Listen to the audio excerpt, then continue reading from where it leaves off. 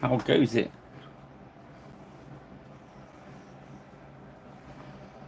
We're live and loud. Nice.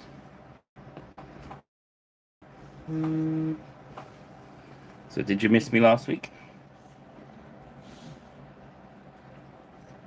Aha. Quick swig of the drink. It's a bit warm in here again. Okay, here we are in part 3 of our Age of Magic basic warband. So we've got Big Boy done. These are all like the past couple of weeks. You haven't joined us. Then we've got these guys. I'd go for a really simple shield design. Somebody splattered a chicken and pulled the head off a chicken and squared it down the shield. So these are the first point of uruks I did.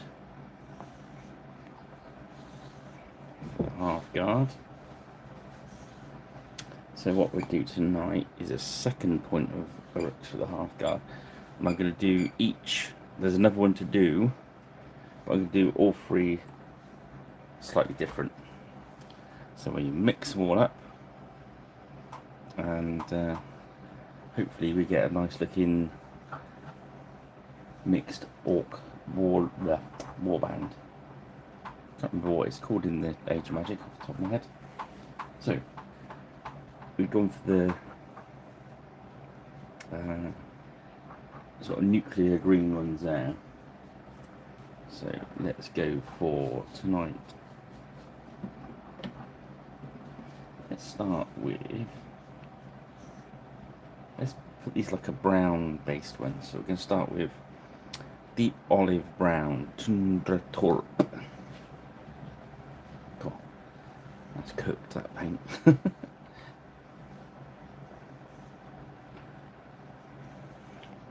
I hope you've all been good. Let's get some medium out. This is just matte medium. If you've not joined us before, check out a little video I've got on my site about how to make that.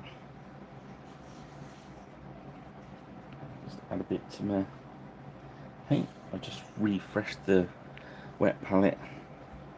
Hopefully it's going to last out. Oh, hoy Coop, how's it going, mate?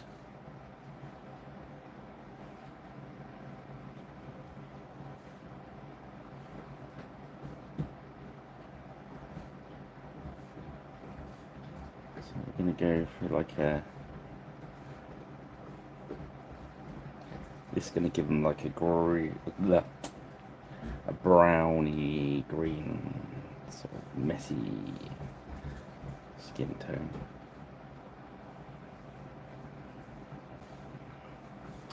Yes, it was exceedingly busy on the Saturday, and it got quite warm on the Sunday, and anyone that spoke to me on the Sunday afternoon, my apologies, my brains were fried, and I have no idea what I was saying. But it was good.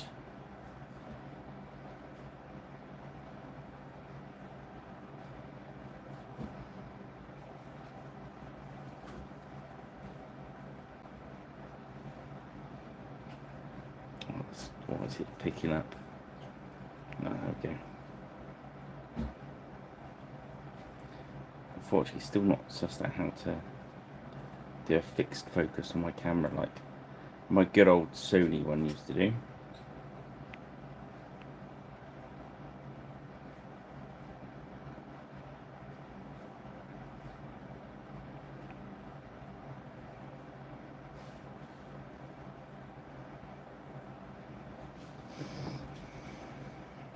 Yeah, so that was pretty good.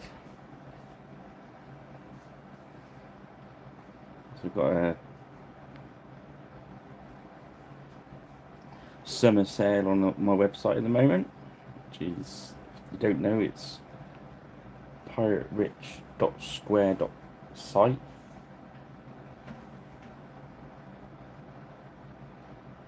Use code HOT20 to get 20% off. Yard.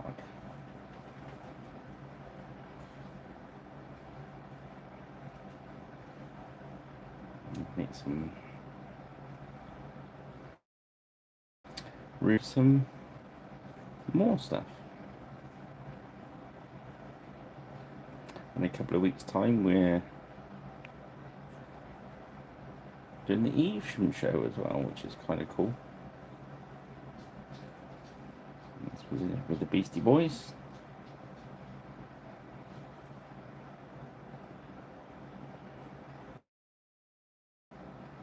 And then Dr. Bob's going to be there with his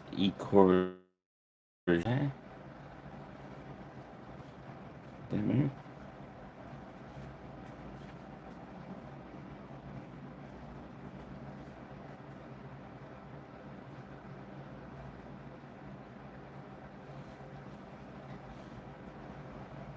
Nice. If you've not tried that. So just putting this layer on nice and thin. It's a pretty similar colour if I only talk to the just plain olive green. Very similar.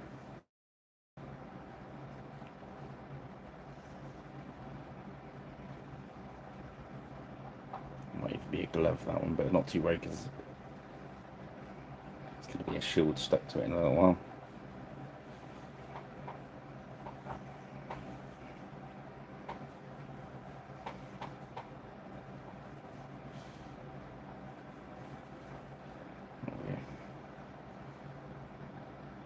That seems to be where it's happiest to focus on.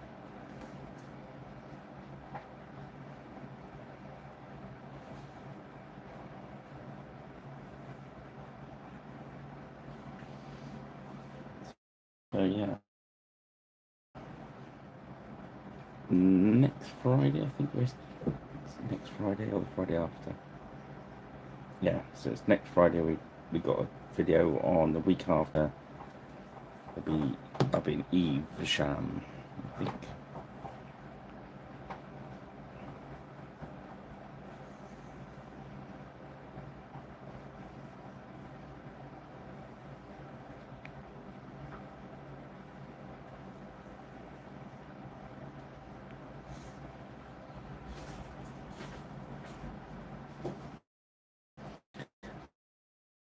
Sure work. The layer keeps it nice and thin. Andy.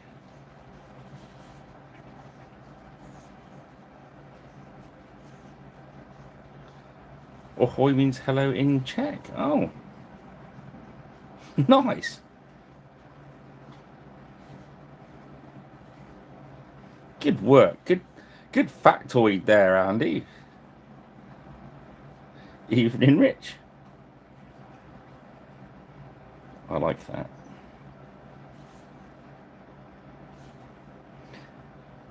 Perhaps Hoy is a bit like a swear word. It's kind of like a universal language. I suppose because pirates got about a bit. There's quite a bit of universal language, isn't there? As people spread around the globe. Okay, we'll leave that to dry a sec, and we're gonna start with our chainmail. I thought that earlier, and I'm going to do the metal differently tonight. What I'm going to do is I'm going to use rough iron and make these guys look really dark and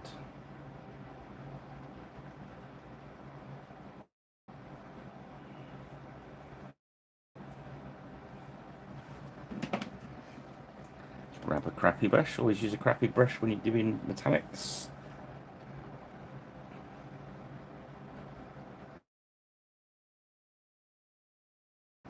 The main, or just the chain. Let's do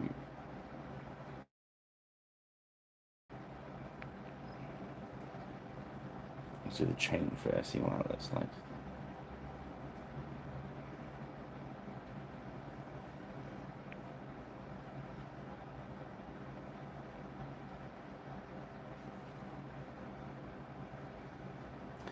was thinking it might look cool if we put this on. Then did some dry brushing on top of it.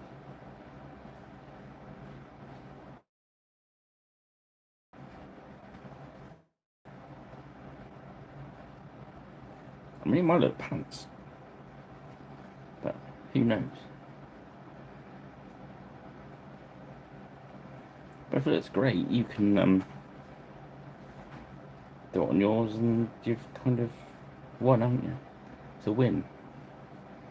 If it looks pants, well, it's just on my miniatures, and I can chuck them in the stripper. So it's pretty low risk.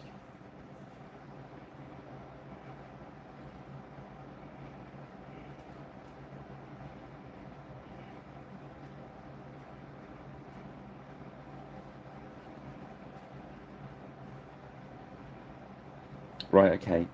Let us know if it's still doing it, and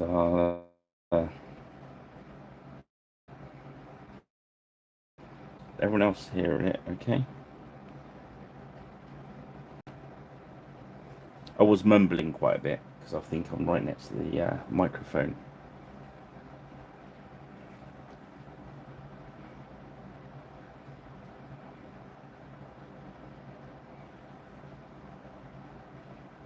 Alright, it's me, is it? Sorry, guys.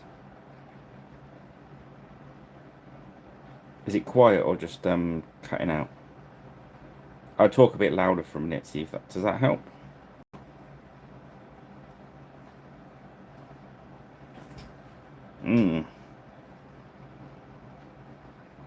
Okay.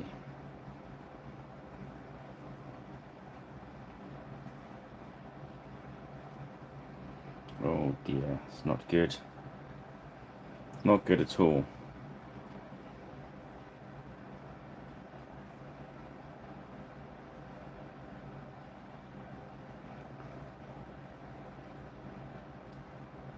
Oh, okay.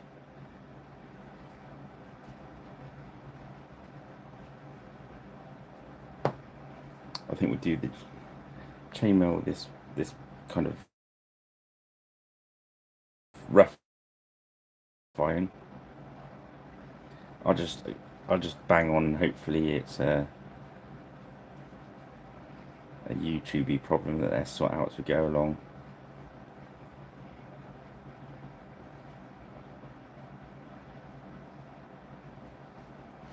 I did this a while back. We were doing some D&D, and I was kind of thinking of what I was going to say as I was going along. So I kept saying a bit and stopping and saying a bit, and never thought my microphone was going.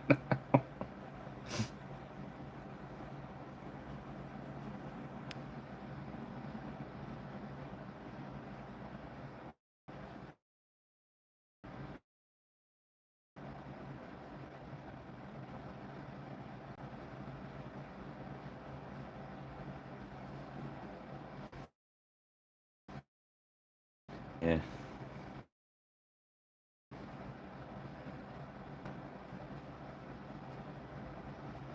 Let me just down the chain now. And I think for the main plates, I think we come back. We can either come back and give them like steel, or we could do like a bronze, make it look a bit different.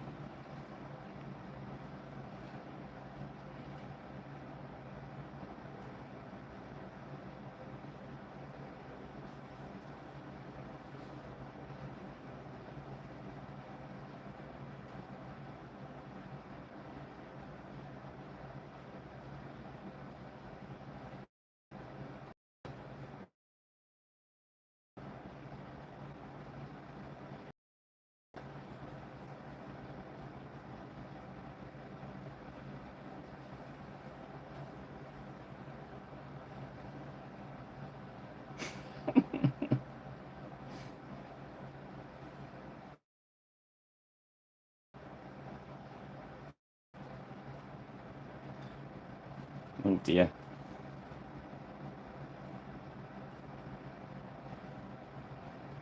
Ahoy!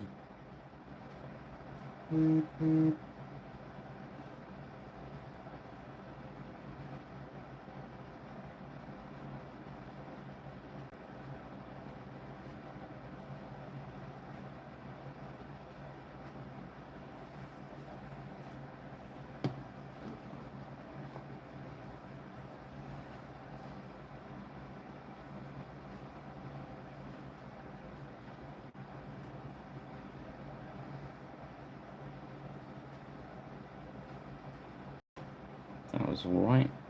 We did quite well. Attack.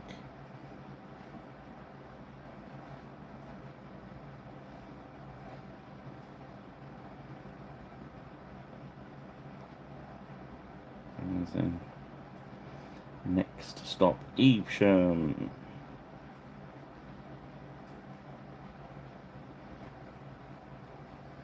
The Beastie Boys stomping ground.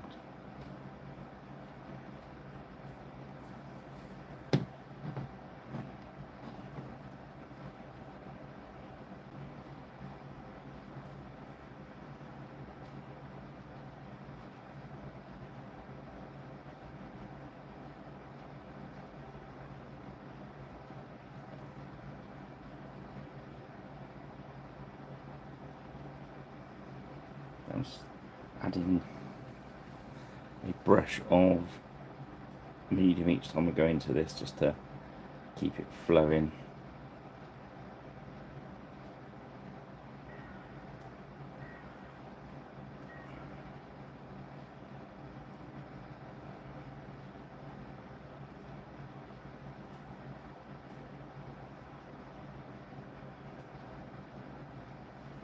You can see the way that I'm treating the brush. You can see why painting chainmail and metallic paint is not great for your brush. So always keep an old brush or a cheap brush to do this.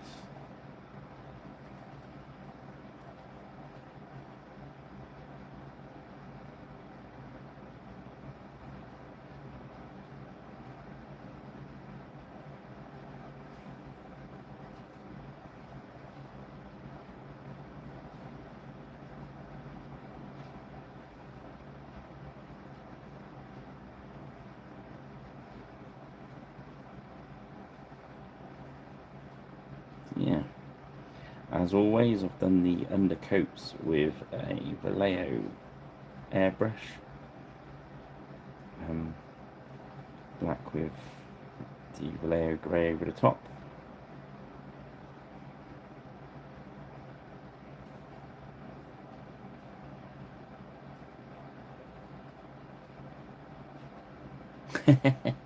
Good work. Like that, Andy. Well done, mate.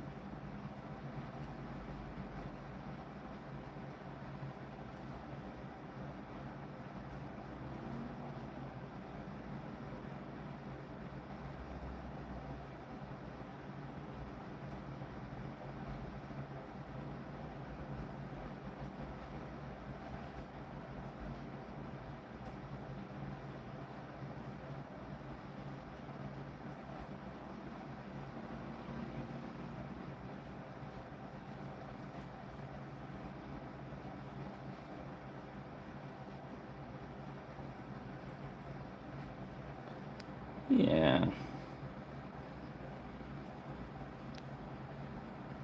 That's going to keep you busy, mate, isn't it?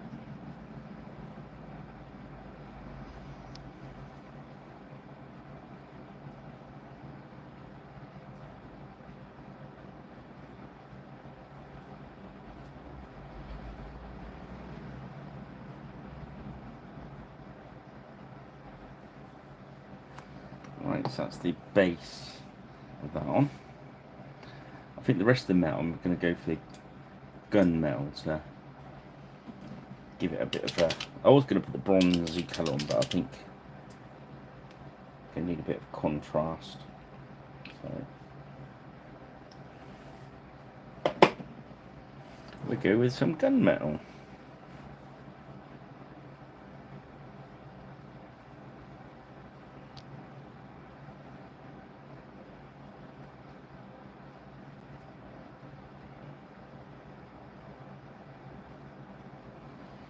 Just add a bit of medium onto our brush.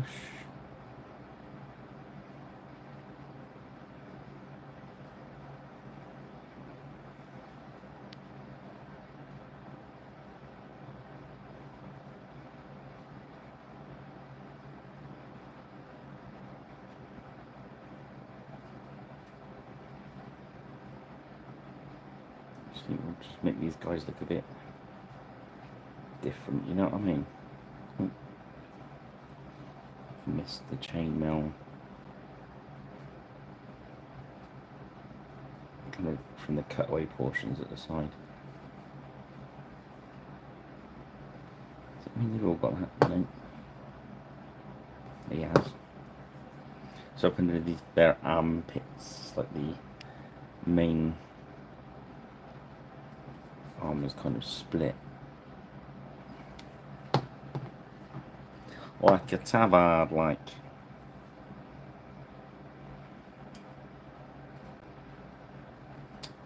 Right, back to the gunmetal.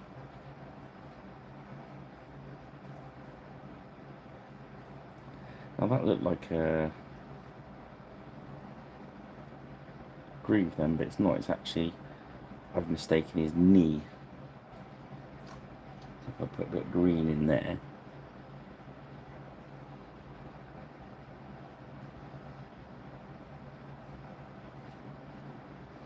It's kind of got wrecked up trousers.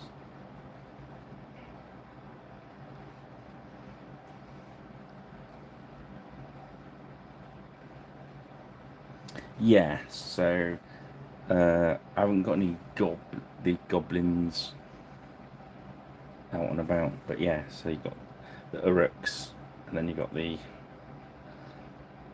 trolls. The goblins are somewhat smaller. Just chunky men. Well, chunky uruks.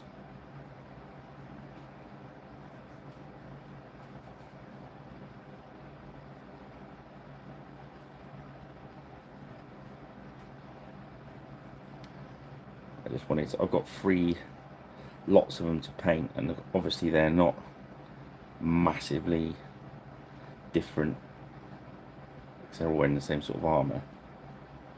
So I just wanted them to look different, and then when I put them into the warband, I could just mix them up. So hence last one we did like the sort of green GW style green skin, didn't we? And red, so I'll do these more sort of greeny brown olivey skin. Let's change the chainmail.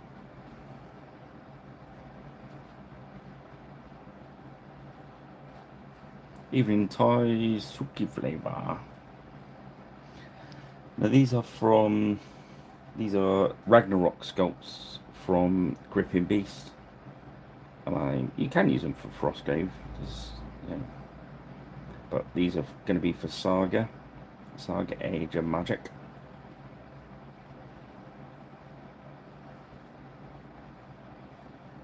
But yeah, you can use them for anything really.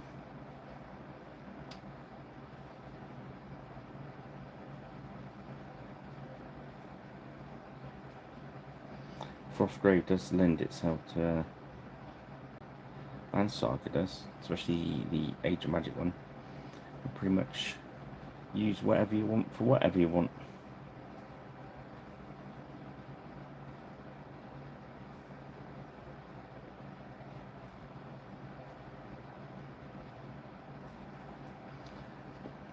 So tie the Saga warband so far. I've done a point of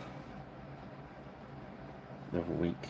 That's pretty similar. That's the Uruk miniatures, but as you see, I'm going to go for a different skin tone on these to make them look as different as we can. So we went for the traditional GW kind of bright green orchies on those ones. Then the troll It's a bit more olivey, drab, I suppose. And these have started with an olive drab, but I'm going to work some browns into them. Just getting the metallic.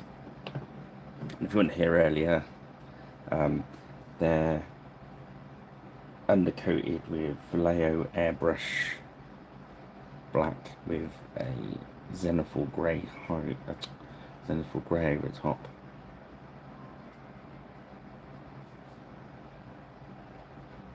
The base is we just chucked some pumice on because it was dried out earlier. I had some brown for the commission I was painting earlier.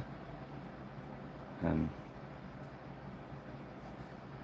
might as well paint it in, let it dry out.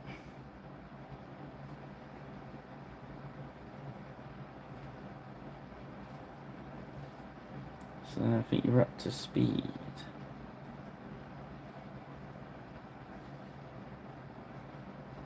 I'm using a rubbish brush with the point knackered because I'm using metallic paints at the moment. I think that's it.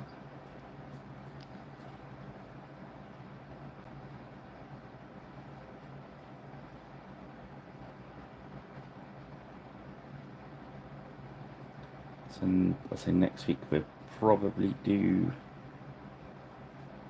the last of the uruks, or we might even do the warlord. And I've also got some uruk archers to paint. That's a bit of a big sesh, that because there'd be 12 of those. In Saga you've got the Hearthguard are in 4s, the warriors are in 8s, and the levy are in 12s.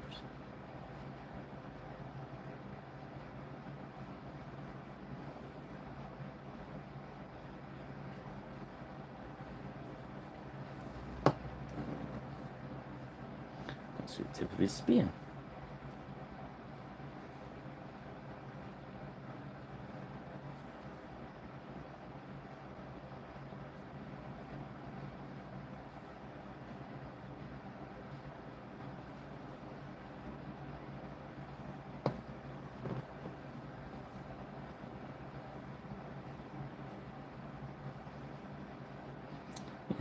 So there we go.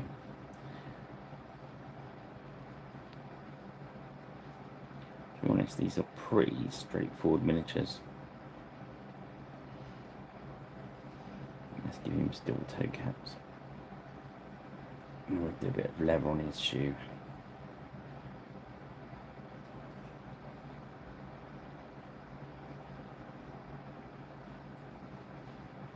So, what's everyone been up to this week? Or up to now? Anyone hobbying now? Somebody's usually got a paintbrush in their hand.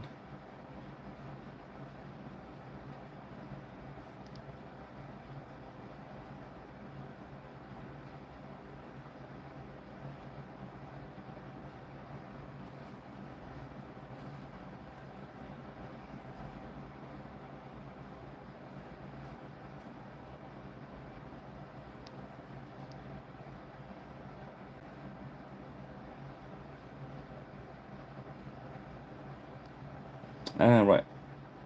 Good old-fashioned blue tack. Got a big pile of blue tack on there, look. Just warm it up first, it gets nice and sticky. Boom. Under there. Occasionally, if I'm painting an odd single miniature, I use the old stands. But generally, it's either these bottles or corks.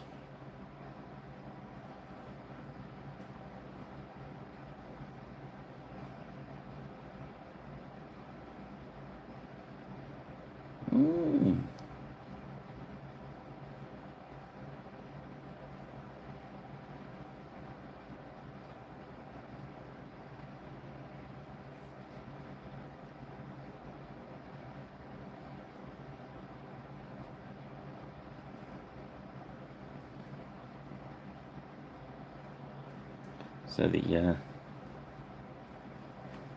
still playing the king game then. So King Andy at the moment. Nice.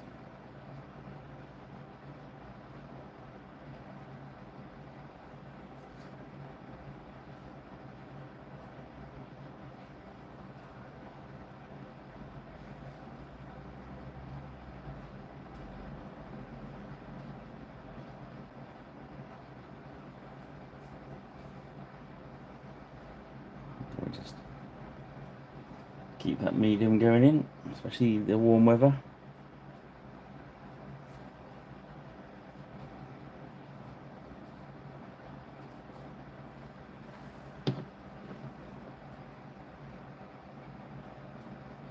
Nice. You've never ACW'd. Neither of High Rich.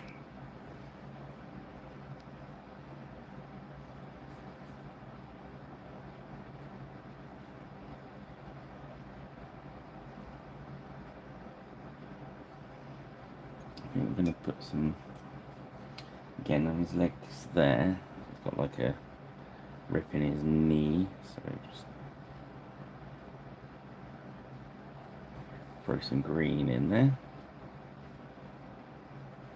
Cool.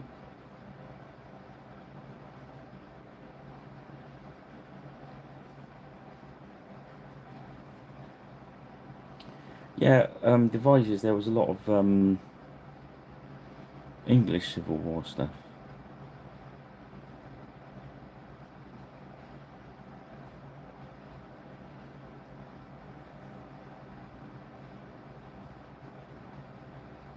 Ah, okay. Patafix. Nice. Every day is a school day.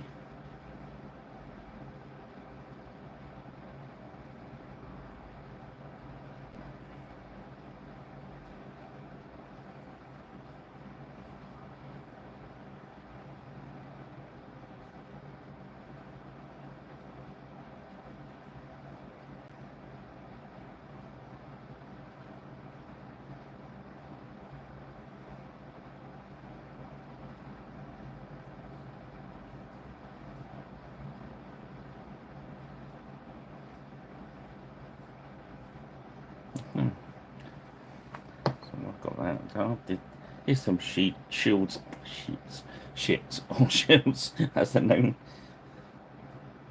I did earlier. I just need to paint the boss in.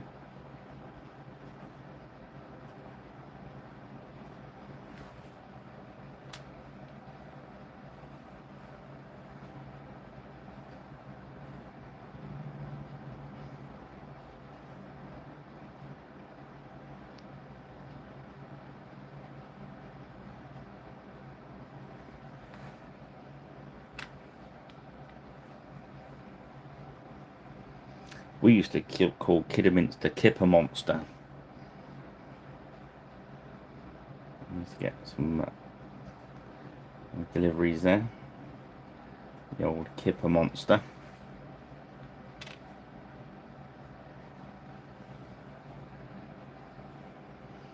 I don't know if that's the official kind of.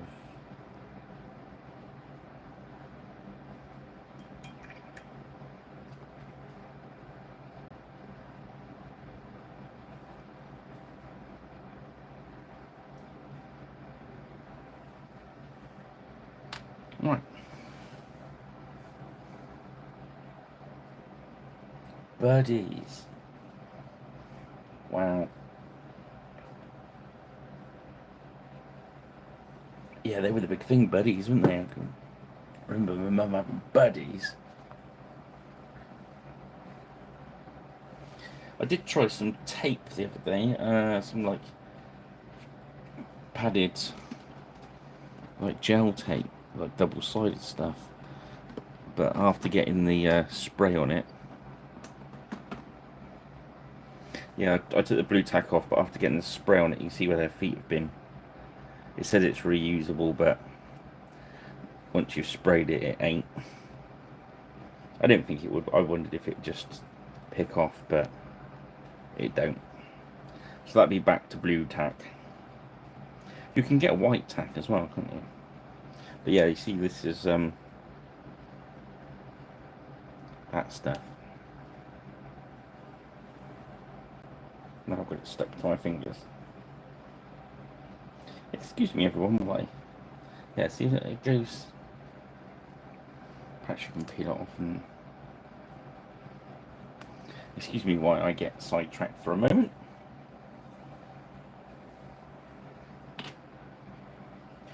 No, it's just turned into a bogey.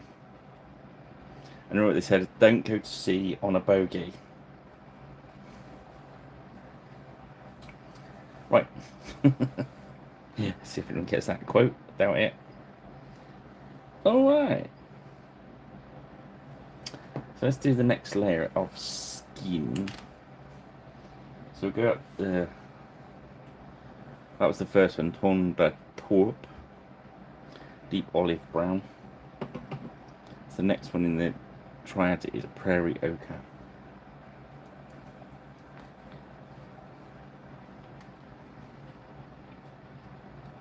Which is a very dark yellowish brown. But what we're going to do is we're going to make sure we get plenty of medium in there. Wash the brush out so you're not carrying too much paint on board. And make sure the brush is wet with medium. Pick out your thinned paint. And we're looking for, you guessed it, peaks.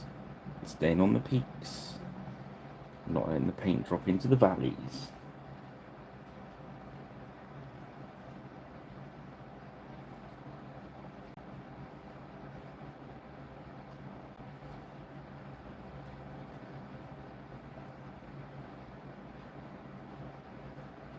And I know that that bit's going to go underneath the shield. But it gives us a look at what we're going to get. So we're going to hit his chin, nose, upper lip area there.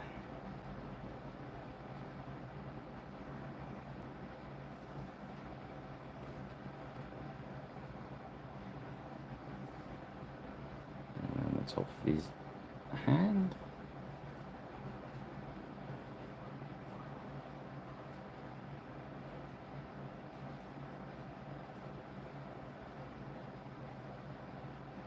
It's only where the light shines down.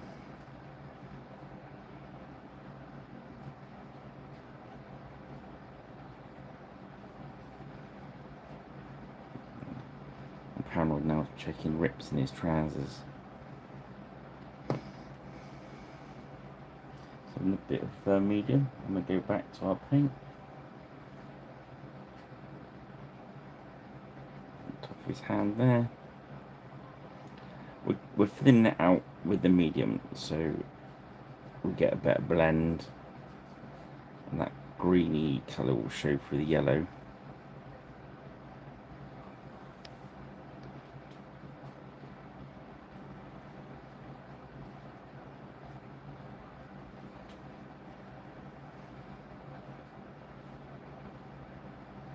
I'm going to take it probably one yellow too high. And then we're going to take it back with a wash. That's my plan with this one.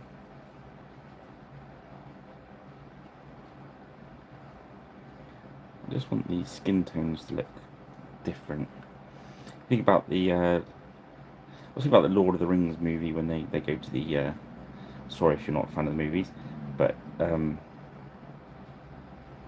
when they zoom in on the orcs, they're all different, aren't they? Yes. So.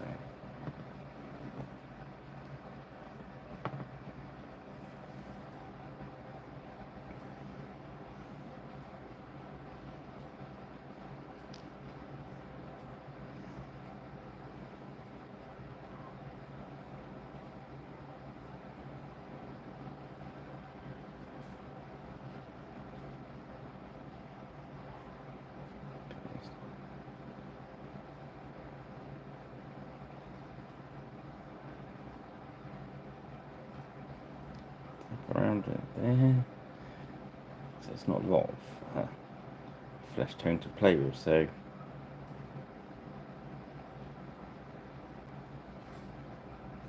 I want to make sure on these uruks where there's not a lot of flesh showing, sort of opposite to what the gobbos are, I wanted their flesh to be quite dramatic.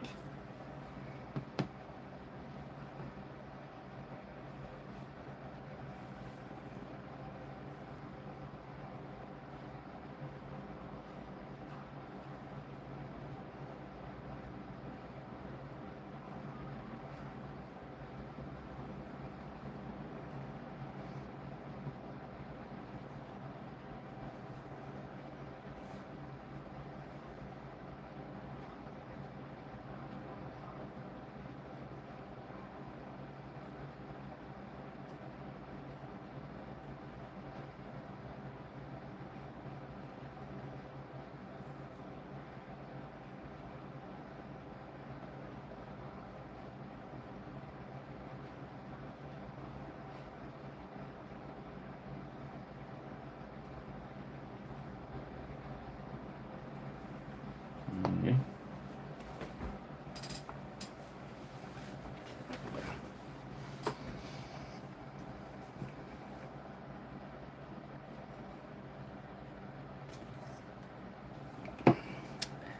Yeah. Lots of kids do. So next we're going for desert yellow. So this is going to be our top highlight on these. It might not be, it's not that much different. Let's see.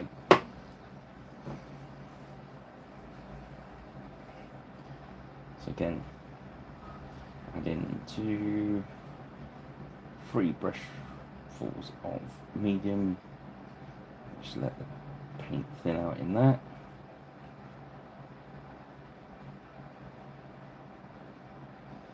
We're going to drag the paint through the into the medium. Right, so we're just going to try it on. And so we just want those very top edges.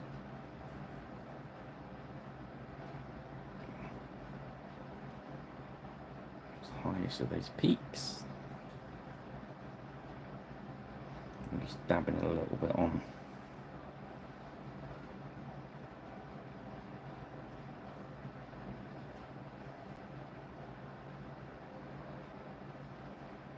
I did manage to pick up some bits for doing the unboxings again on Pirate Rich Plays. I've not checked Pirate Rich Plays out yet. It's our sister channel that does like bits and pieces of all different stuff. I'm just doing the edge of the lips there and stuff.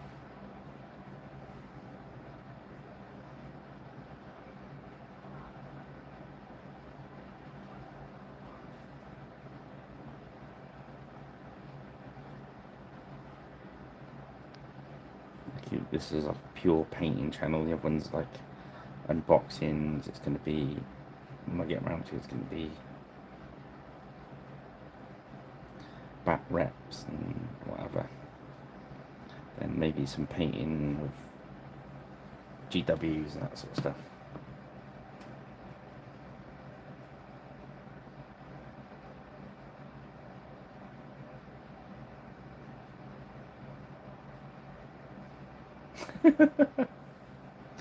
But yeah, I picked these two.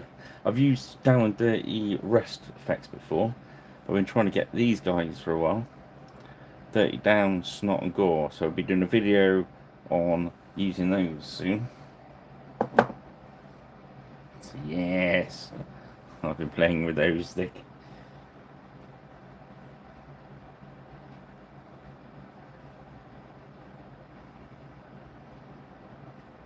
Picked them up from our friends at Great Escape Games. Picked some of the new couple of Dead Man's Hands bits And the tufts that I like to use, in fairness.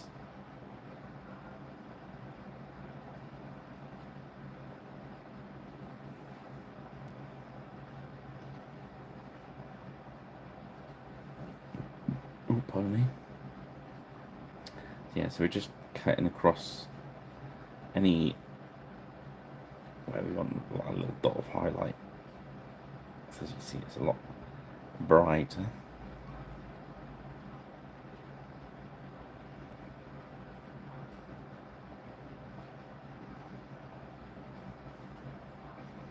But where we thin the paint, it should allow us to blend it a bit easier.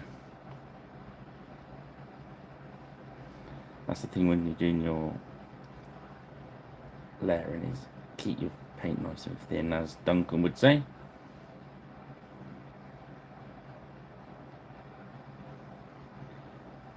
So it all works better.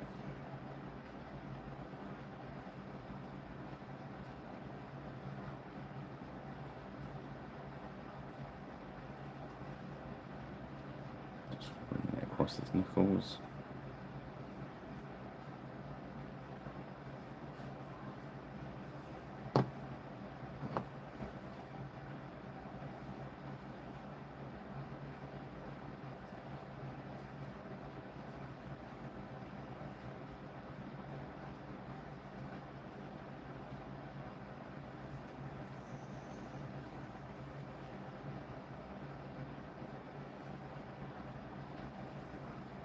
As we're going nice and thin, even this very kind of yellowy paint is now starting to look a little bit green. It's because the paint below is showing through, so like under shading. There we go.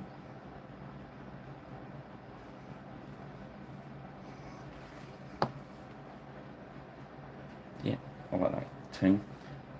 A little bit different from the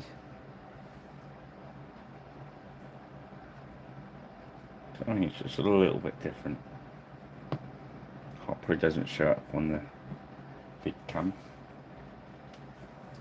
Probably will when I put in the light box.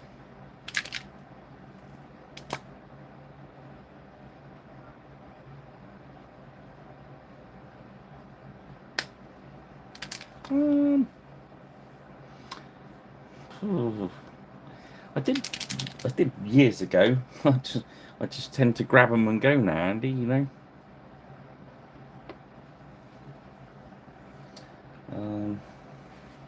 I tend, if I'm doing a big army, I'm just going to do the black wash while we're tracking. Just black wash the gunmetal.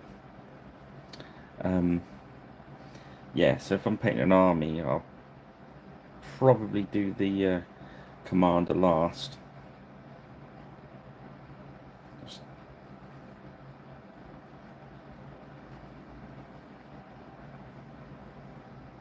That goes down more, not I think, because you kind of perfect what you do, and it's when I eat my dinner, I'll leave my favourite bit till last. That's very technical, isn't it? So yeah, the most fun is going to be painting the general, isn't it? So that's the treat at the end. That's the steak in the steak and chips, or bacon in the fry up.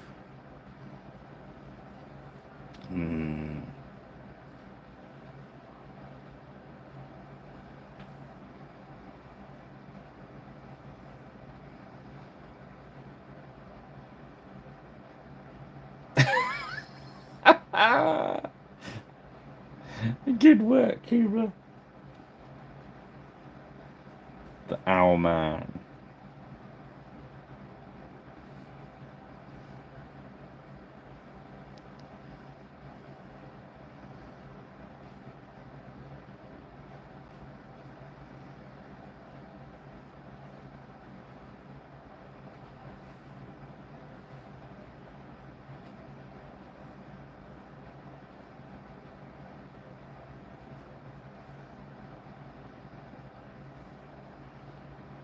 Nice.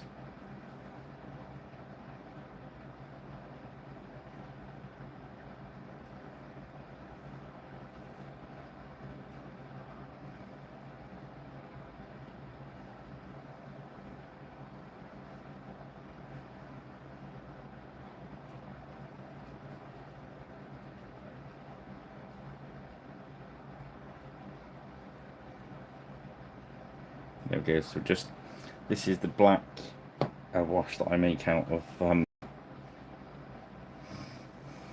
a mixture of Noan oil, dark tone, just all thrown in the pot with, and then I put my medium in there just to thin it, so it's quite thin for black wash. That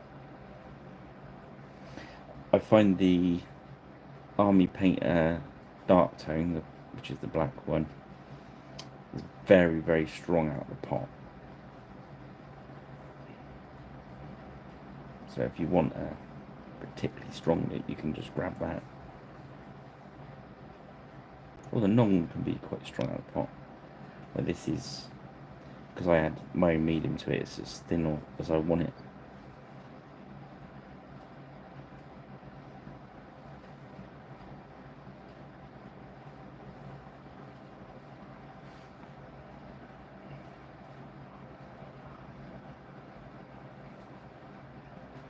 And if you want to save some time, don't use black wash, use the brown. There, look all dirty.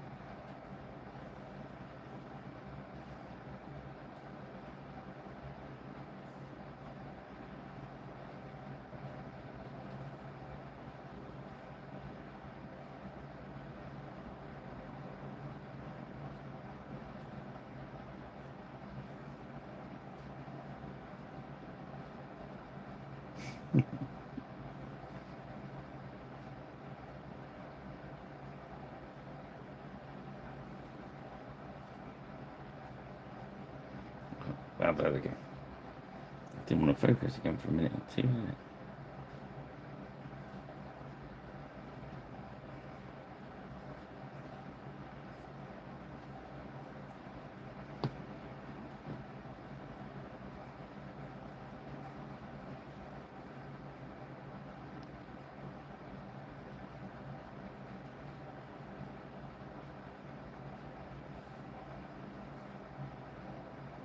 Again, it's using a naft brush, because washes will destroy your brush as well, because the wash zooms up inside your brush and dries inside the, is it fecal? I'll probably pronounce that wrong, but the metal bit.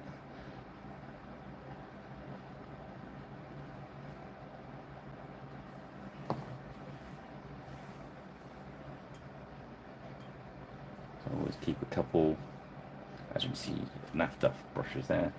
Then my decent brush is this side.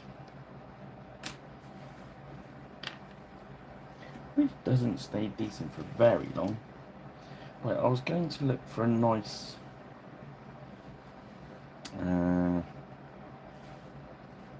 one to over do the dark. So let's try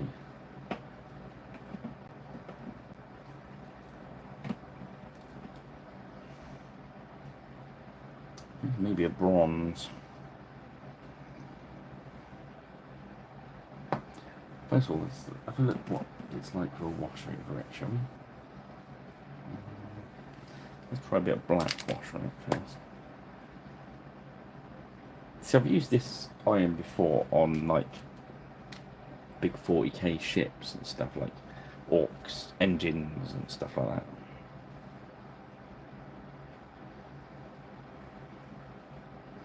And that looks quite good.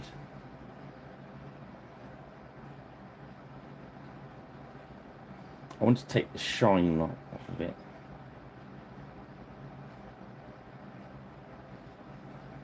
So I'm just dropping it.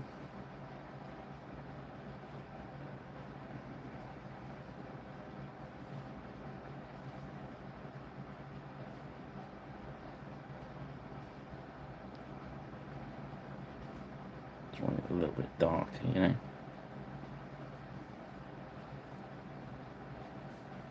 Yeah, like that.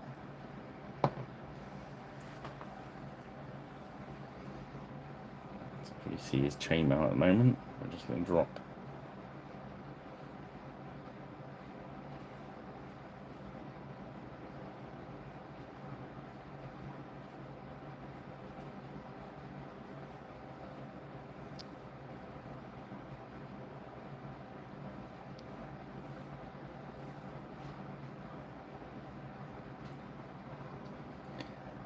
There we go. Yeah, they turned into recently a bit experimental on a Friday night. Maybe when I do the archers, because there's 12 of them, we do them to see how fast we can do them for 12. See if we can do 12 in one evening. Or something funky like that.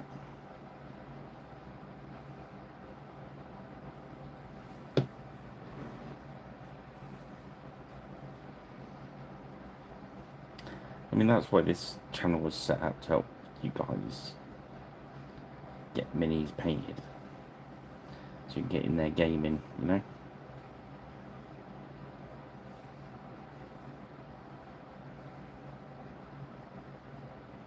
That's why Griffin Beast wanted me to do it. To help their customers get through their piles of shame. Get them on the table.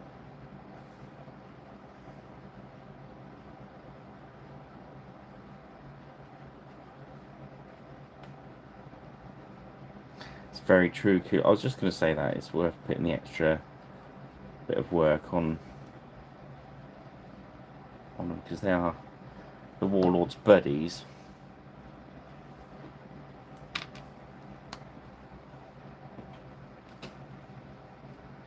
Let's see what.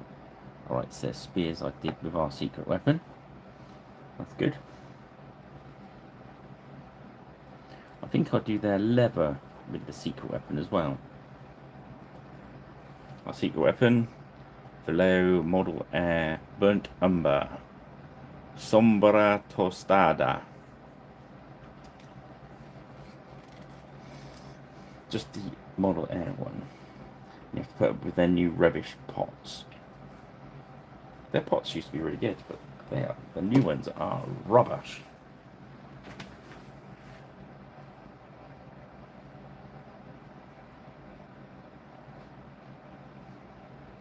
Yeah, I mean,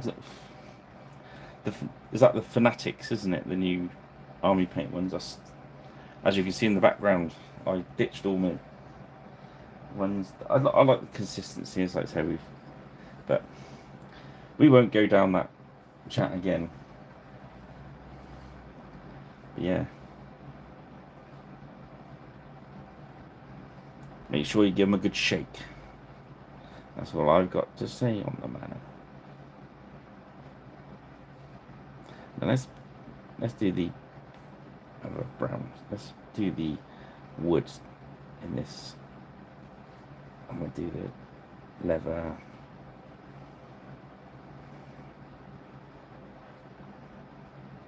With my other favourite.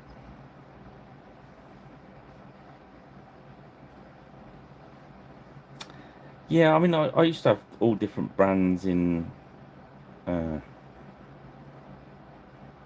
literally, it just caused me such a nightmare.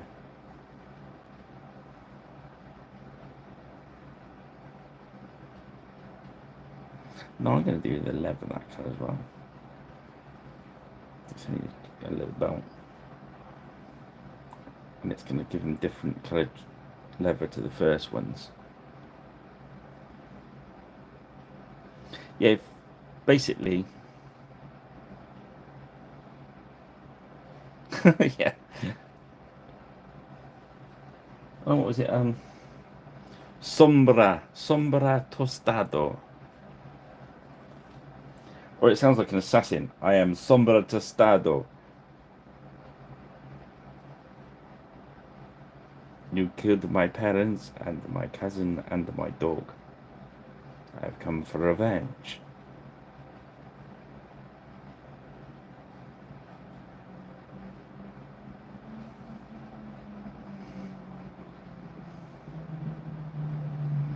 Yeah, I'm not sure Sad Tortoise works for a assassin character though.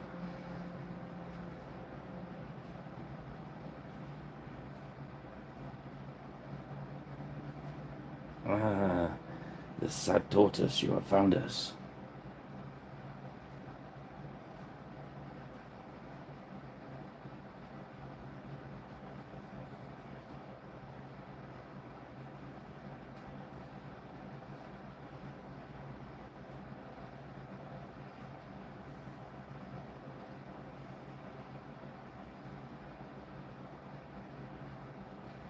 I'm just using this slightly hacked up brush because this model air paint again has the same effect on your brush as the wash.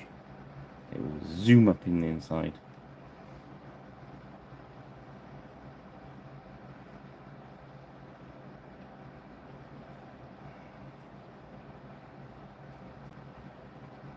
Patch on his stuff there.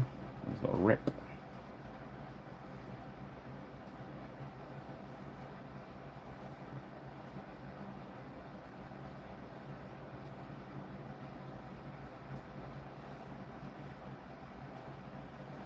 He's got a stampy stamp of that, hasn't he?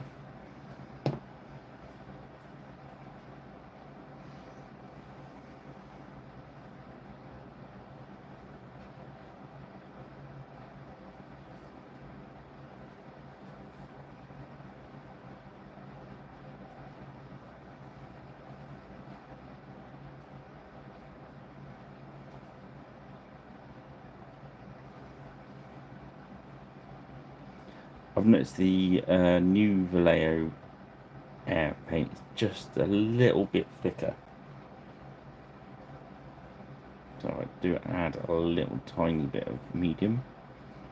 That's the other thing I'd say about the Army Paint and Fanatic paints,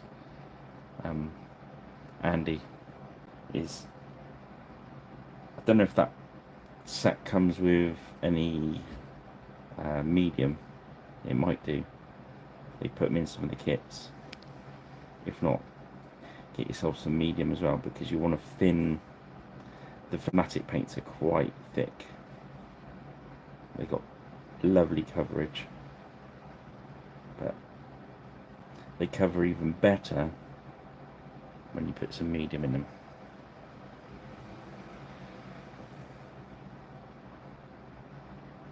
Hippitus hoppitus. I was watching South Park last night, I'm sorry. They're in the rabbit cult. Hippitus hoppitus.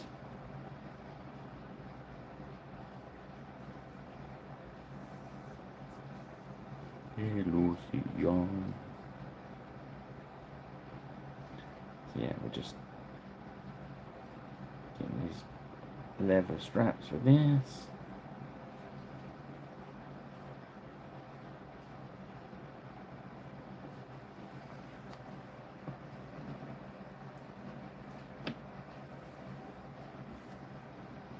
You see how that medium has redoled everything back now.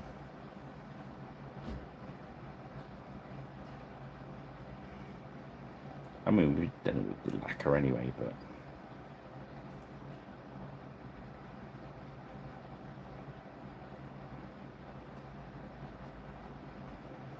sometimes it's best to do it as you go along. It tells you kind of where you're going.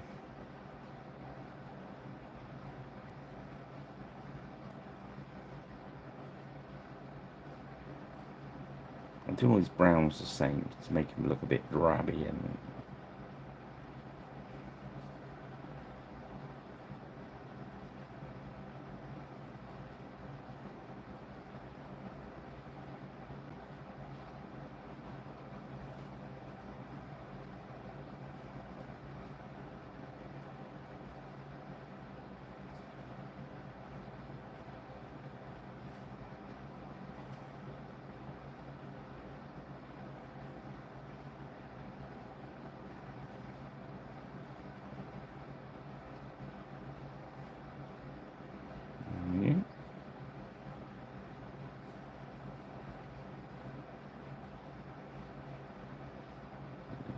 at that as well.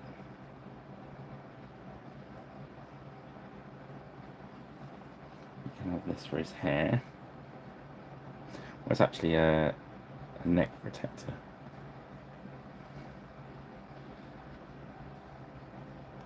Right. You want to grab yourself some medium then. If you can't get the medium, just use a little drop of water on the palette.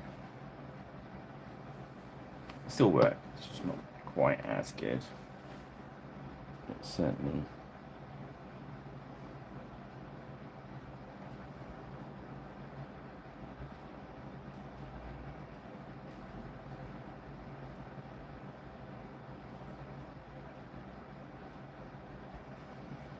You can get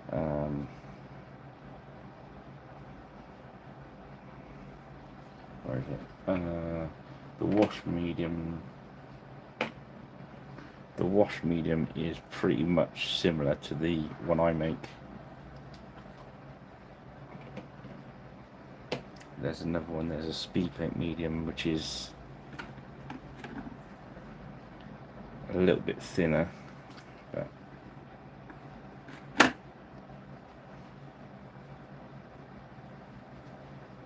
yeah, water pump's good. But I still use a little bit of medium to help it out. Keep the brush wet and what have you.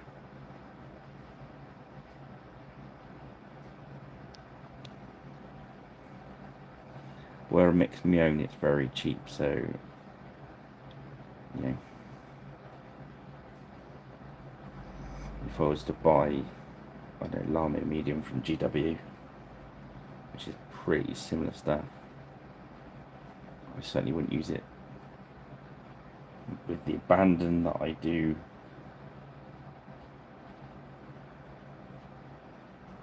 The one I make, if you know what I mean.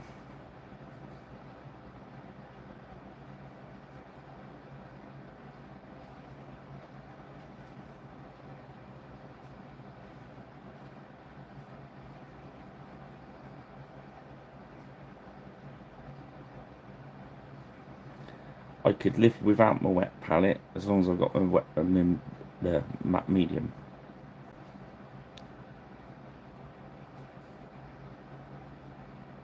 But whatever it takes, it's about thinning the paint. That's the crux of it.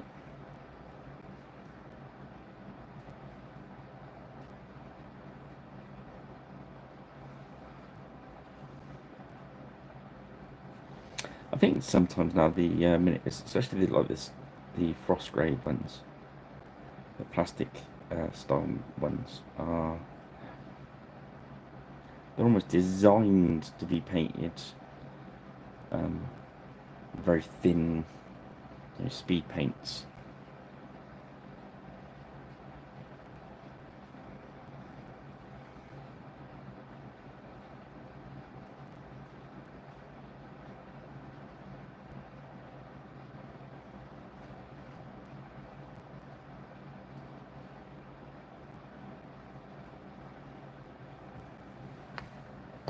Okay.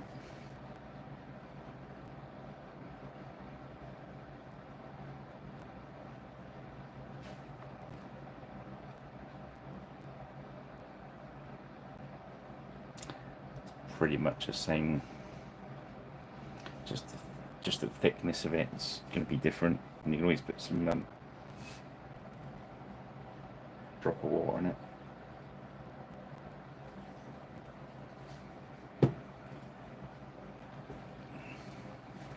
So I used don't use tap water there because it goes stinky.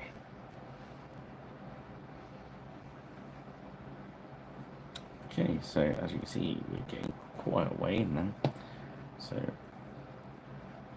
I would usually do it brown, but we can do it grey.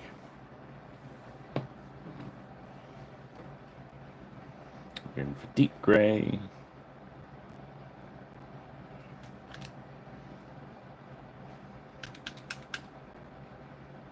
Yeah, airbrush medium is a bit thinner. That's the one in the big bottle, isn't it? Speed paint medium. Let's have a look. So there's some over here. That's the stabilizer.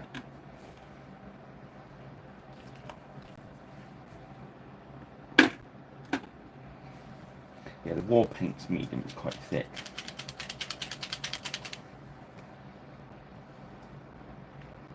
What's the speed paint medium is quite thin.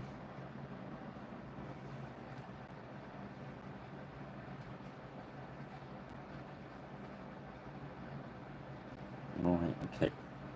Yeah. It's going to work the same as one I've got, so I'm just doing the grey with it.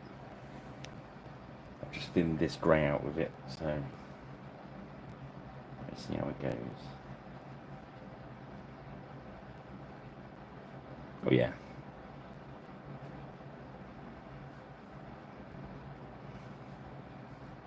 Basically with that medium you can turn any of your normal paints into a speed paint basically. Or at least a wash. And if you get some inks you can, that's why I like making me a medium, because I can pretty much make a wash or a glaze or whatever I want.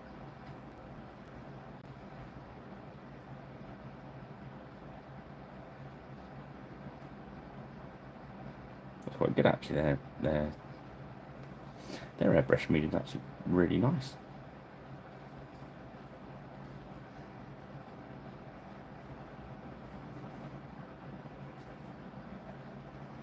Look at that.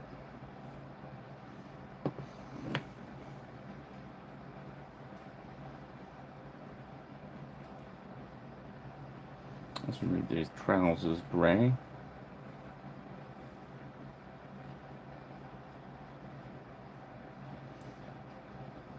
I'll put a bit more paint into it now. So you see it's not as thinned out as that last grey. Same paint. Going to get a different effect with it being nice and thin.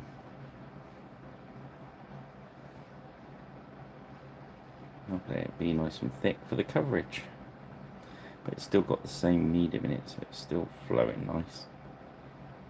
That's, I mean, the Fanatics paints it's a very good range, and it's like the John Blanche set really plugged some GW size holes in the range. I think is the best way of describing that.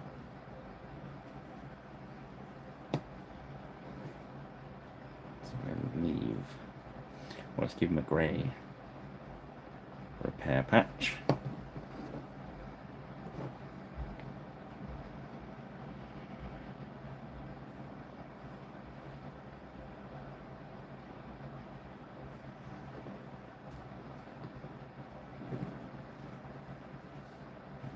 That's fine. So we did the first ones with a red schmuck on. So let's do these guys with blue, shall we? So let's start with Deep Ocean Blue. To start, the greenish blue. Greenish blue black. Make up your mind. Are you green? Are you blue? Are you black?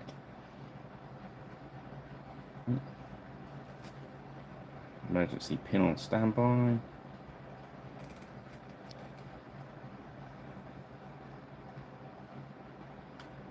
Yeah, hot weather there.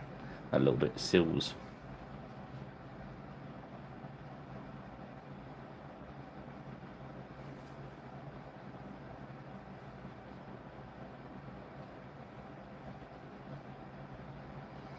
Did you try the one out of the Blanche box? I thought that was quite good. No, we did red.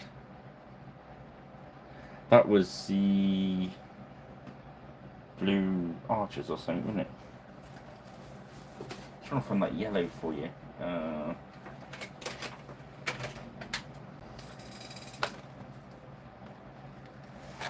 Moonbeam yellow. vivid orange yellow. That's the takes it one below the 6 on there. And also a good yellow colour is the sunburst ochre, which is old beast brown, isn't it?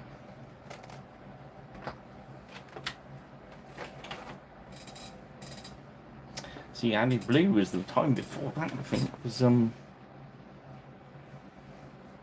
we did like a blue 100-year war, wasn't it?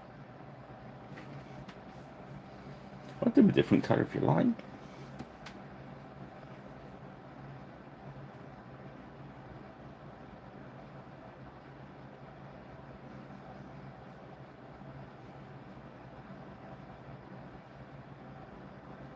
So,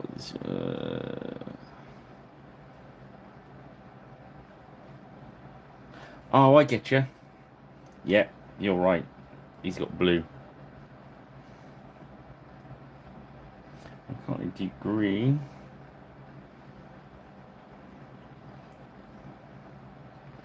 What colours look good on there? We don't want to do red again, do we? We can always do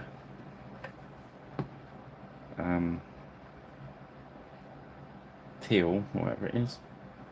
That looks different. That looks very different.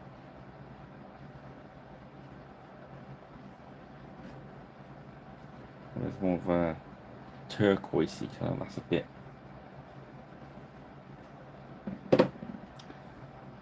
Yeah, let's go with some teal.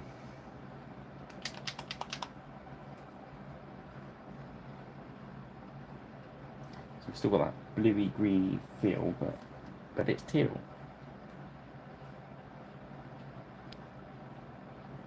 Make sure it's different.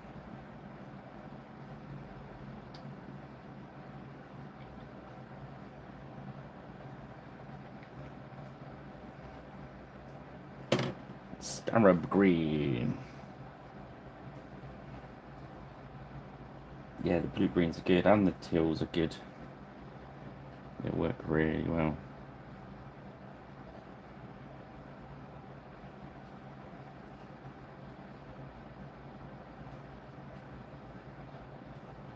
The coverage on some of these Fanatic paints is mad.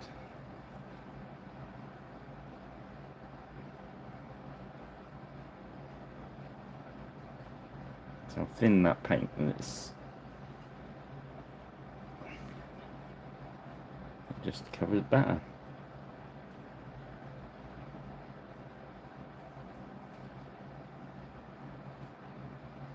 That's perhaps how these Hearthguard are.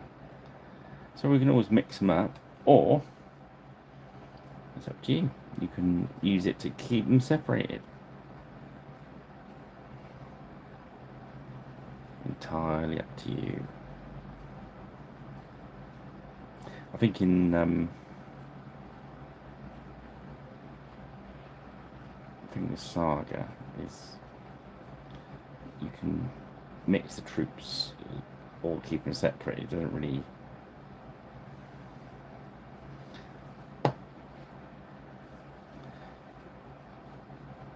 You pay for the points for the number you have.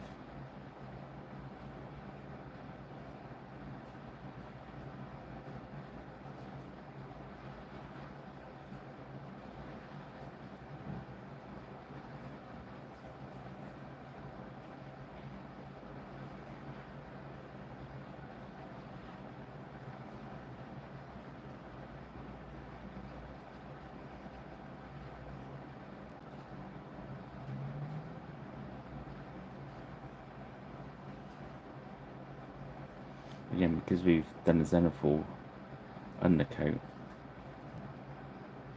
the thinner you get it, the better, because obviously you're going to get some free shading.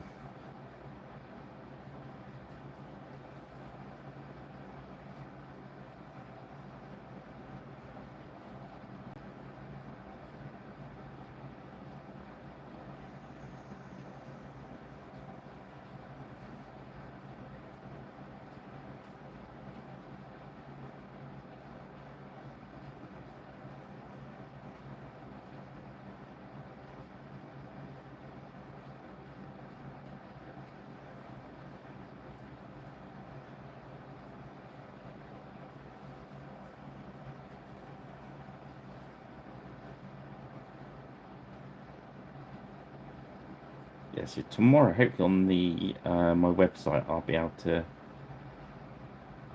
click on option to collect at show. If people want to collect them at the show, that'd be cool. I only found that option yesterday and didn't know I could do it. It's actually this scarab green would actually make a pretty good base colour for orc flesh. Do you know what I mean? I'm going to go with that sort of black orc look.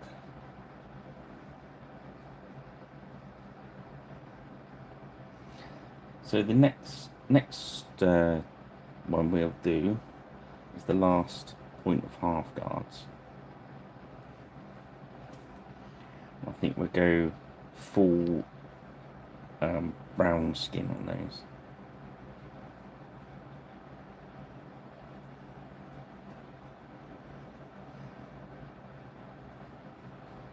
Ahoy, Ben!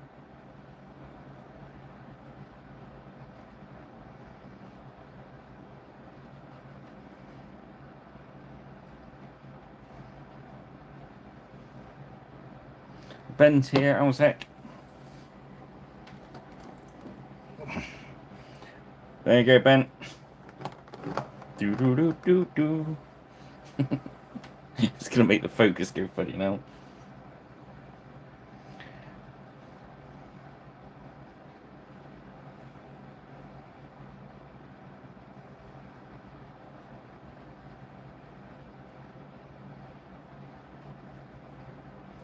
I've missed out a lump of armour on my arm.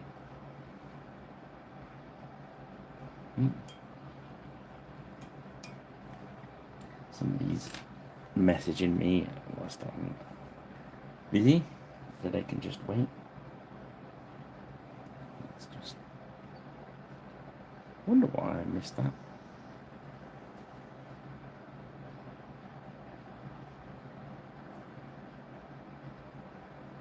It's probably because I was chatting.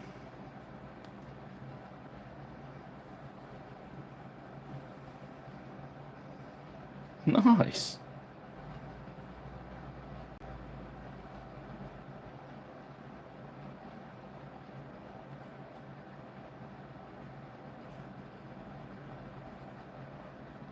Yeah.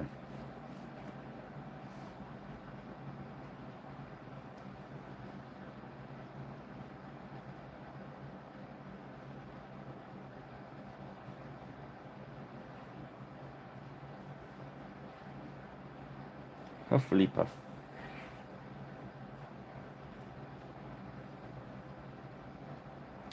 There we go. Just have to wait for that to dry. Ooh.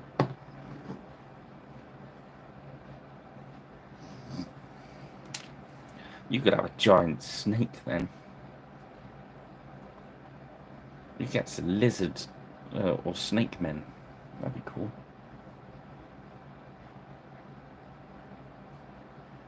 I don't know. I don't know what I'm talking about there. I'm a little bit.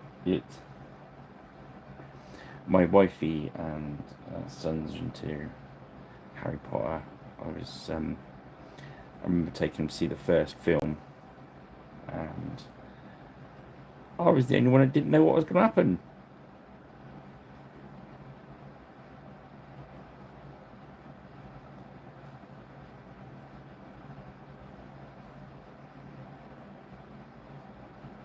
I was the only one that didn't know what they were talking about either.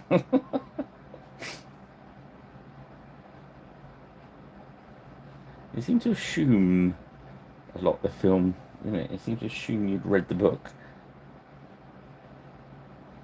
Or at least had a passing interest.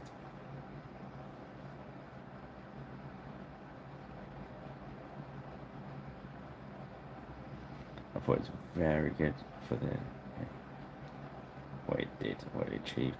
Fair play to it.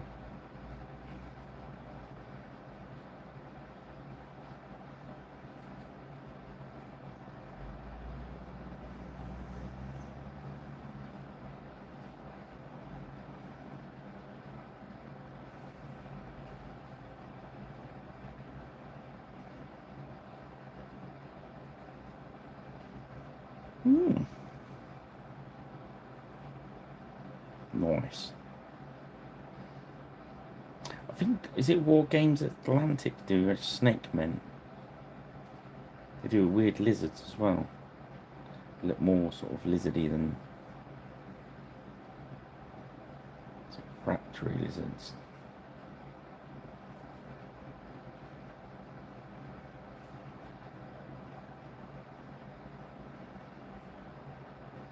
Again, keeping that paint nice and thin, as you can see. There we go. I don't know what to do with his cloak, whether he should have a really dramatically colourful cloak or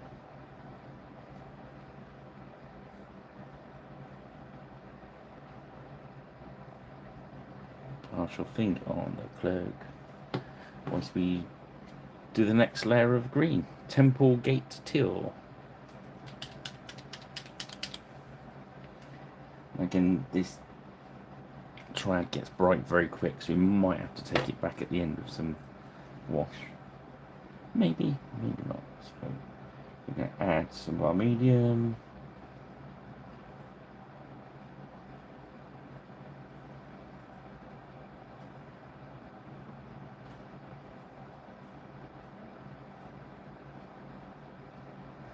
Oh, no, I tell you what, do look like the Dobby is. Oh, what are they called? Oh, they're plastic. You get plastic GW ones. Well, used to. Not Gretchens. What are the other ones? Oh, they were the ogres. Nobblers. They'd be perfect, wouldn't they? Just wanted to pick up on eBay quite cheap because there was lots of them. All those hideous plastic gobbos they did. Probably easy to quite convert. No, they were a bit bigger than the snotlings, the nobblers.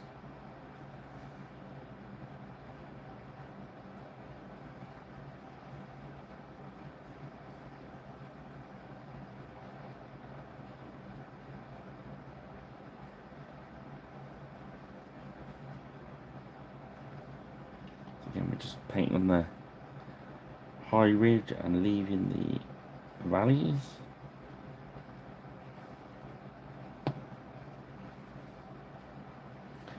Hitting the peaks, leaving the valleys. Peak, peak, peak, peak. Moving it quite quick because obviously we don't want to change the colour tone too much. Bit more medium in there.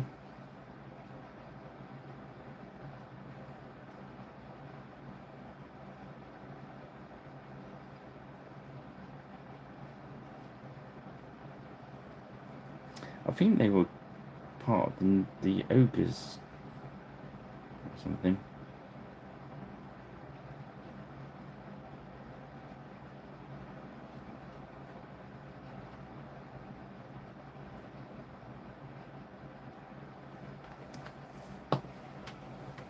I know my friend used one to convert to make asterisks out of the nobbler bodies because you just chopped heads off. They're very good for converting into different stuff. I'm just going to hit all those peaks along the bottom edge where the sun's going to catch. Not too worried if it looks a bit mottly because it's just going to look like the clothes are washed out and raggedy and dirty, which is what we want anyway.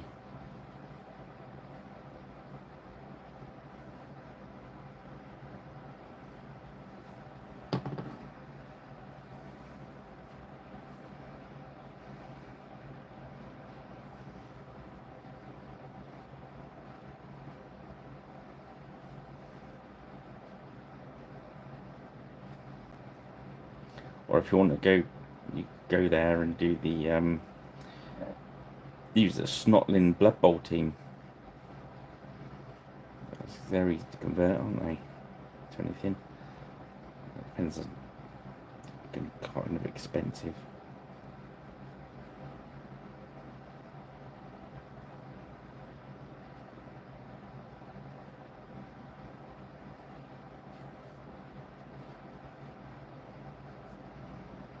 I don't know. Are the other house elves good in combat? W waving his sock around.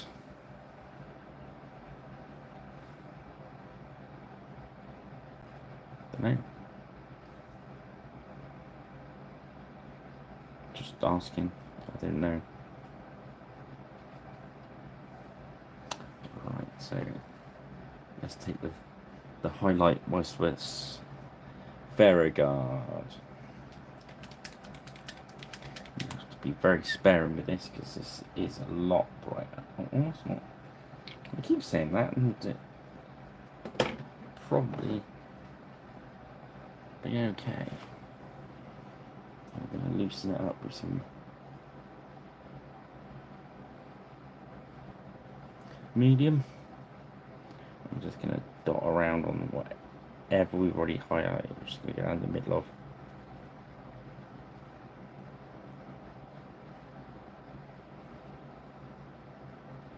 Just little areas, little tap. Got a highlight here, highlight there. Here a highlight, there a highlight.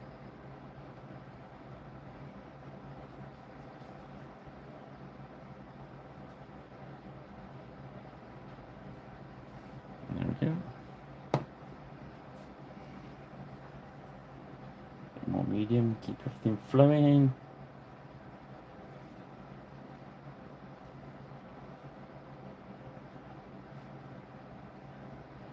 Actually, tonight I'm running with quite a wet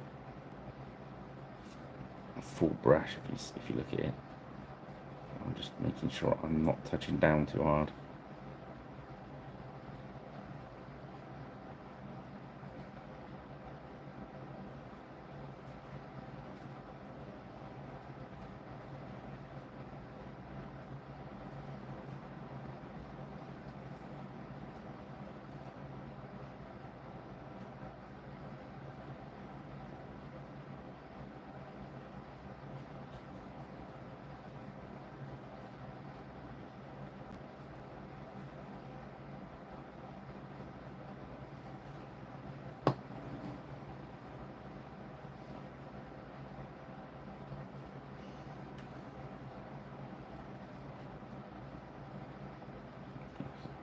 Down those, right, kind of down the centre of the highlights you've already done. Just topping it out.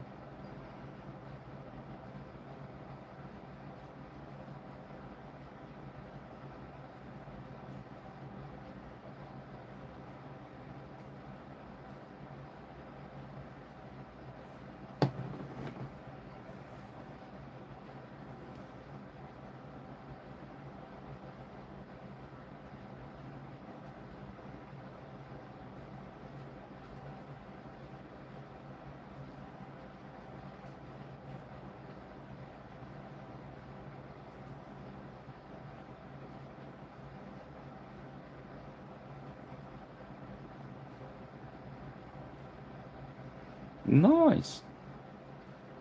Well, they've been hanging around for a bit, haven't they?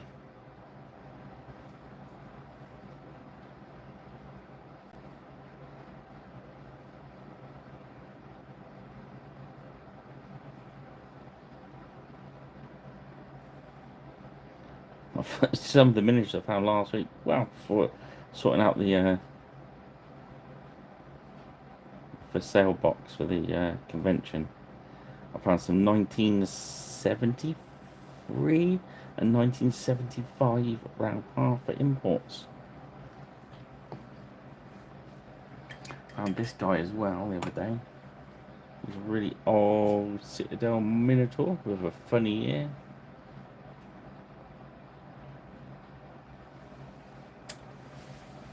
I also found the orc from the Macbeth. I can't remember his name from it.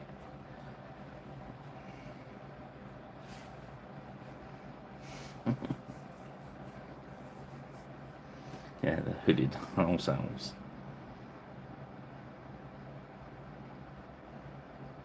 I'm just gonna think I'm gonna check a black wash over the grey I put.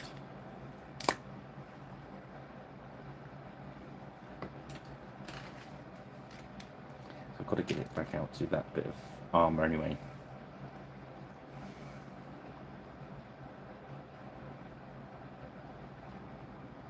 So I thought I might as well just hit a little bit on these grey trues. Give them a bit of detail. Dry my brush up, wick some of that away.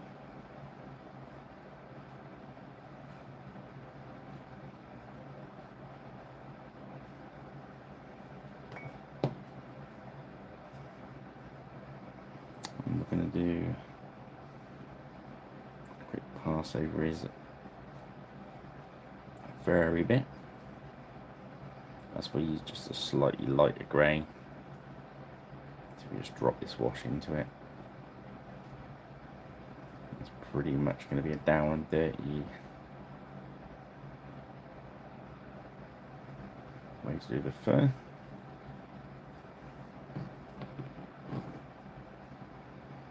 That's the one that needs on his arm. The armour.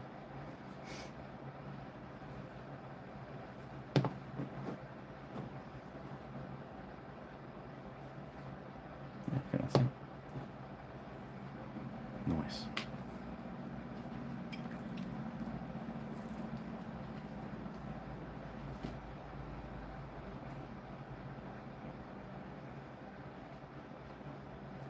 Cool. So now we're going to start working on the effects. First we're going to pick out some... Oh no, we won't. That's the base colours done in. Let's do his base colours. You can have some brown hair as well from the secret weapon variety. You just thin it a little bit and it shows through and it kind of gives it a different look to the leather. That's why we call it our secret. Because it speeds stuff like this up.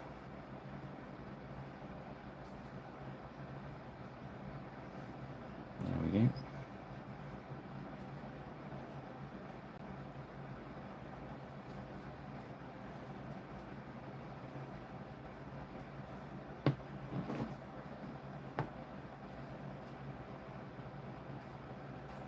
So we've got to decide what coloured cloak we want him to have.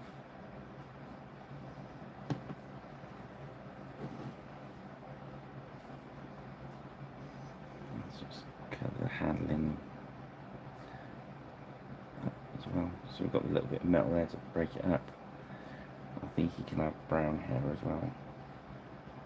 Greasy brown.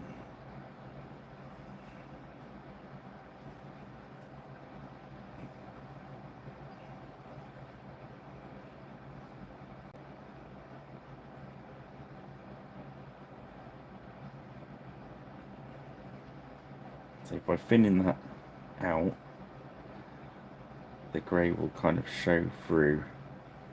So you'll get light patches, which is nice. So we need a colour for his shoes. I hate to say it, but I'm kind of thinking maybe do them black, but I'm going to go for this grey castle instead. I don't really like using black if I have the choice, because it's kind of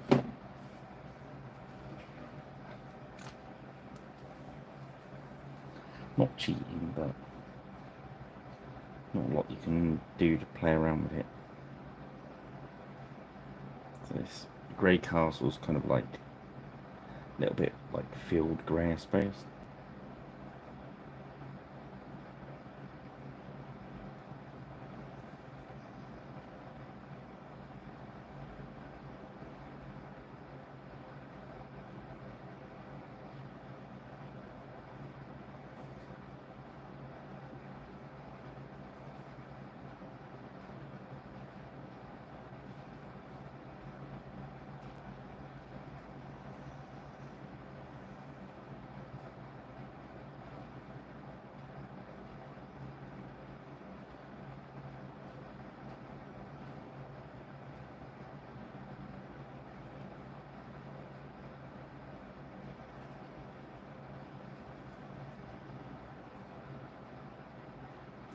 So yeah, today's yeah, I've not done that. I'm like, what have I been painting today? I usually do that quite early on, don't I? What I've been doing. A commission from a new customer. I did ask him earlier if he's right to show him on. He's always asked when I first do, can I put him on social media? I'm sure he's emailed me back by now. Most people say yes. So, my apologies if I show him and you said no. Oops. Me bad.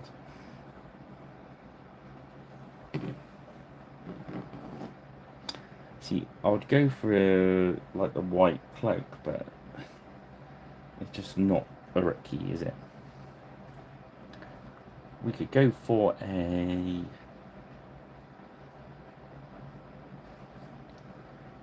dirty brown or dirty. Let's make it a dirty reddy brown. Let's grab some of these miniatures show first, because these are nice. These are black scorpion ones with them somewhere.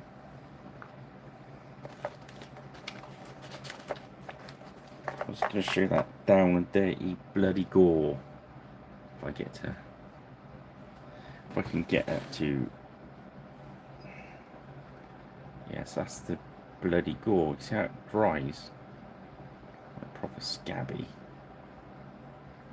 These are really nice, fun to paint.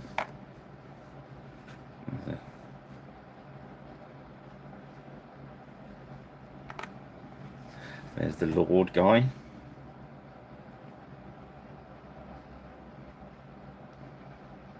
He's a nice sculpt, black sculpting. And he had a dwarfy as well. Having a beer, or throwing a beer about. A couple more and then we'll put them back away. See, a left-hander. Yeah, it's quite a... There's a few more in there, but I won't go crazy on those. It's nice to see people sculpting left-handed fighters as well. Right, so we go use Abomination Gore, which is from the original army paint, war paint. Very browny red.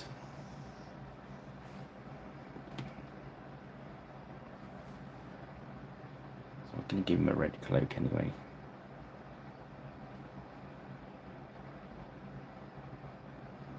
But I'm going to start from a darker.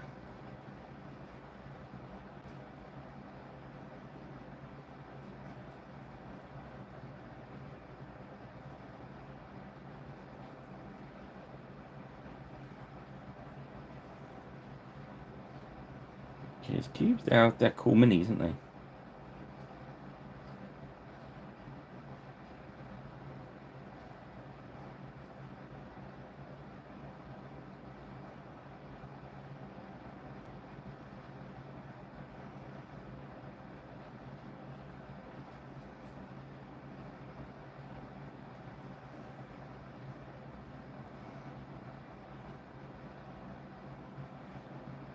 I think everything else has already gone off in the post, like.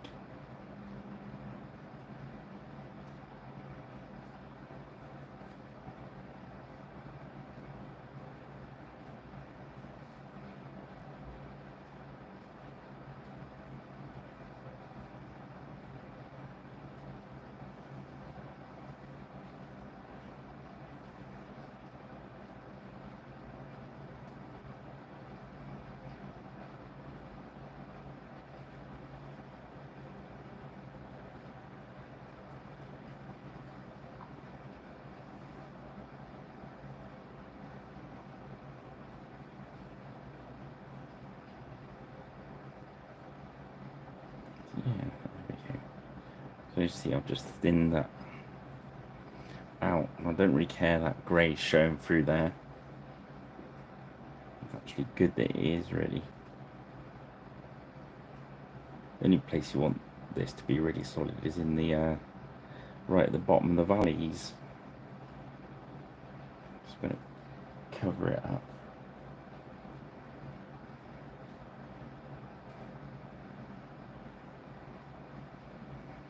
This was one of the options for the leader. I don't think Colin actually sculpted a particular warlord, as it were. But you can have, like in Age of Magic, you can also have lieutenants and stuff.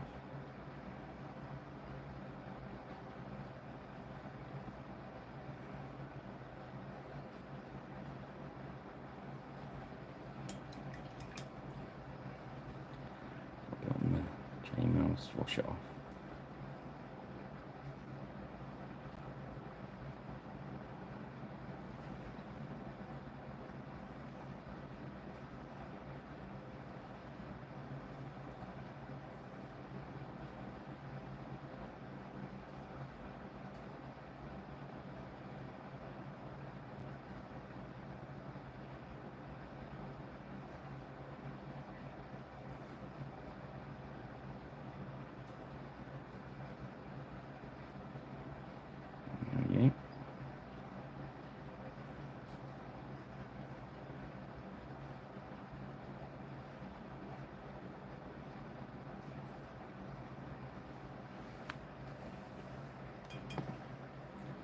Let's have a look at what we got.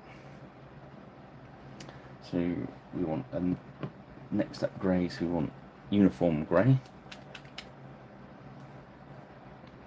just going to run a few highlights on the grey trousers we've done. So he's got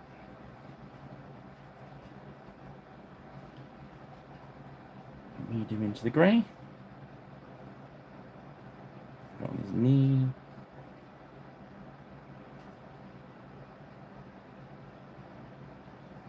Just let a little area go like that. So it's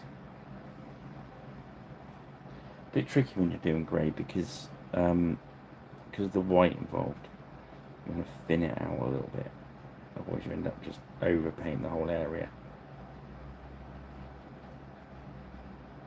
But yeah. So with that extra bit of medium in there, you can kind of almost move the paint around to get it to the areas you want to be brighter. Get that sort of grey, dapply effect. So you look like dirty, scagged up trousers.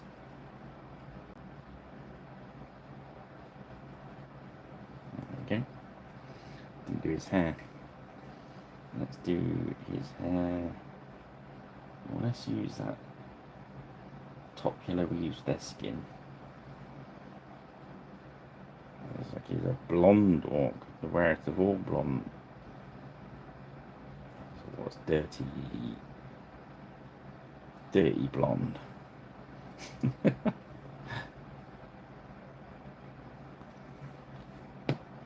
we can grab a bit of that grey. I'm just going to hit along the edge of his fur.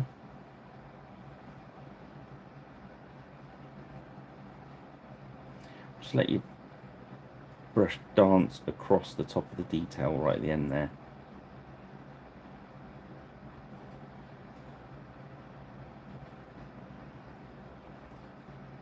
Then just do a couple of odd. Then I kind of what I do is then I leave a gap and then I come back in tighter around his chin. So you've got like a whole area of it being dark. Okay. It's kind of that less is more thing.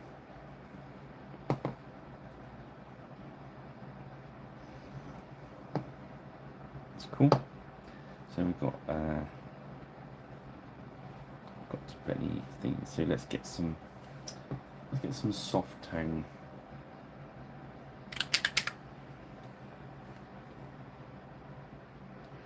So in trouble, it's like tonight where I'm not being very kind of uniform, I'm jumping all over the place with the colours and stuff, kind of make it up as I go along. I like grey's dried nice. So with this tone, what I'm going to go is I'm going to hit along the edge of anything that's brown. So it's just going to give us a little tie in. And I'm not even worrying if I get it onto the metal, because all that happens if you get this onto the metal's going to look dirty. See what I mean?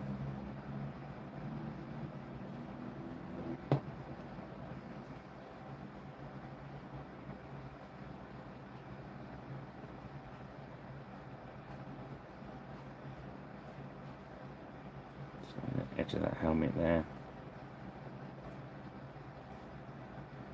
Just drop it in his hand. Okay, oh, there we go. Sorry about the focus, I really have to get down to sorting this out.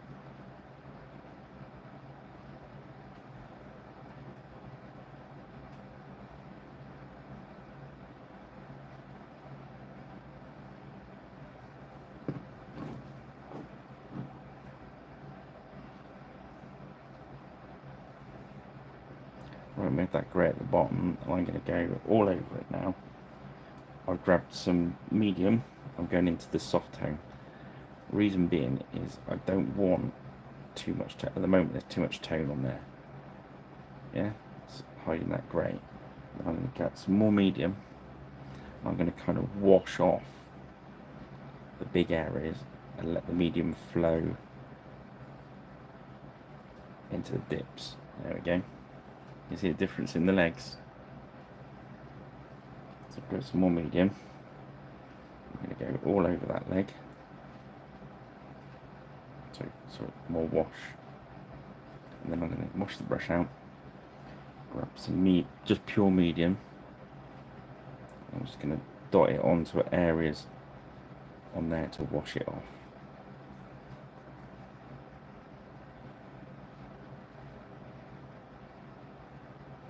And kind of just dot around onto the other brown areas, just fill any little gaps. The edge of his helm there. Move around a bit of his wrist.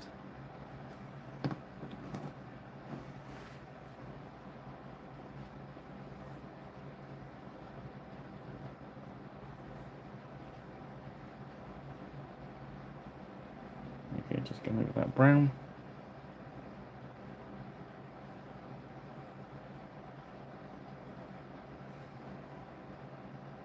There we go. Happy with that. And when we've got that out, we just drop some onto the back of the shields.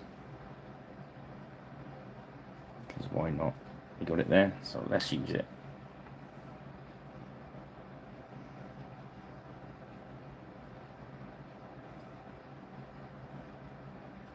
That was one I painted earlier with the secret weapon,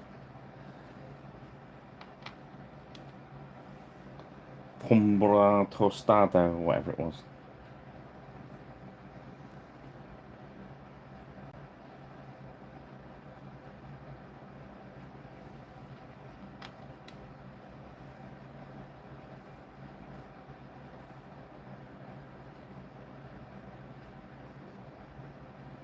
There we go. Nice.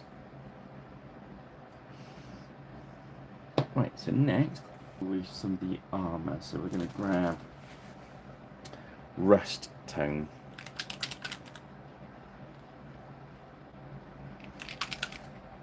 No, I don't think you did ask me. I used to use the the headset with a little torch and stuff on it. And I found in the summer it got really, really hot. So I went to,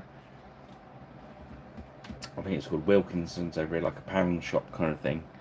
And they've always got a display of reading glasses. And I basically got the strongest set of those I could. So I can see about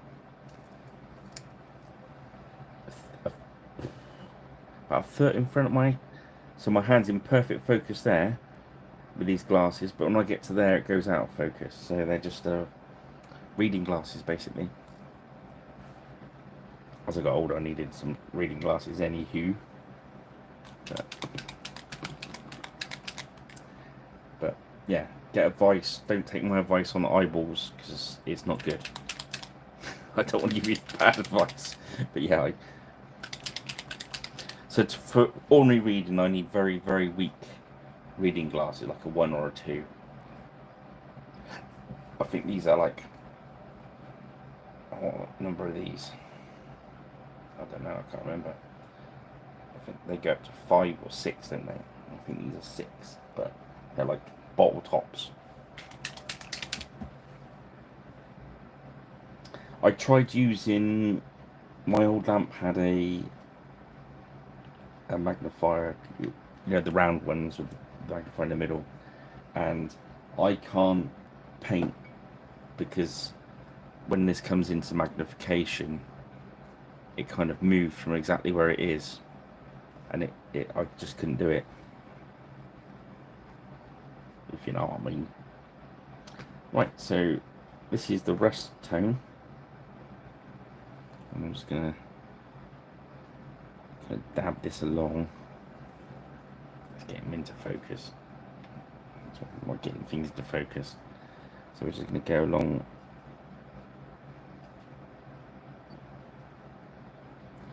Not the complete row of it. I want it to sit just on top of the armour there, so it's all dirty.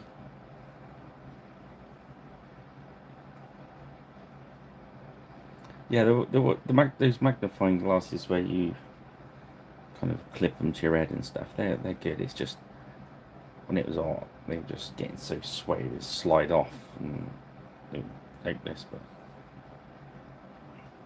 they're pretty good.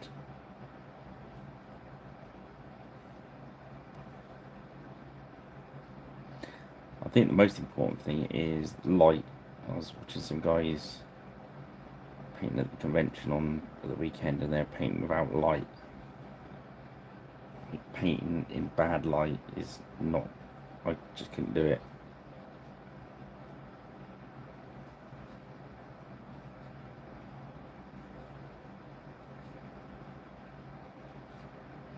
So I'm just aiming for the like any creases or cracks.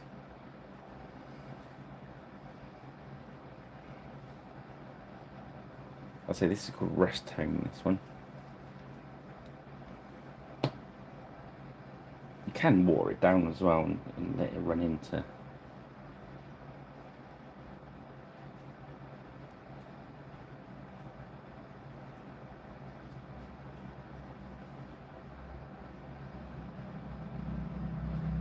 Come on, camera. There we go.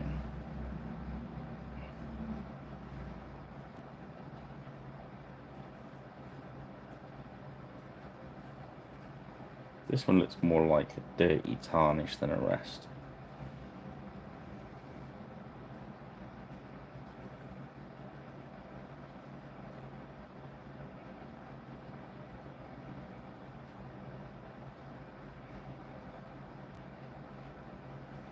Just seeing what it looked like on the dark iron, but it doesn't really show up on there.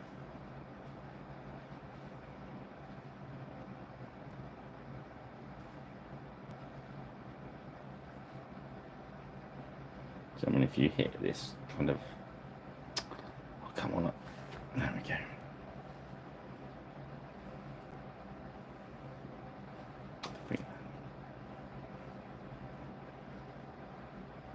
I think he's picking up Jigglypuff.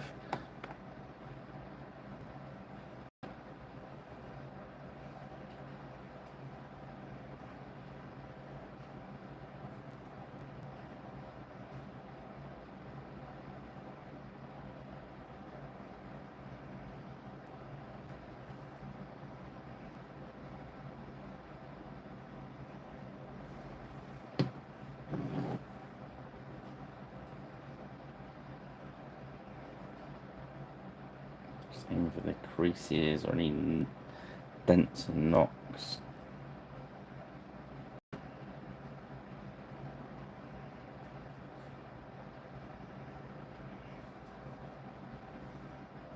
Don't run it around there, but I don't want to completely go a complete line. You can get it a little bit random.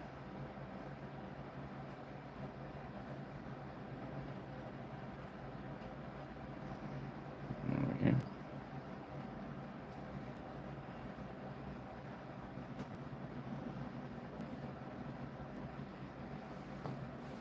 And then we get some fresh rust.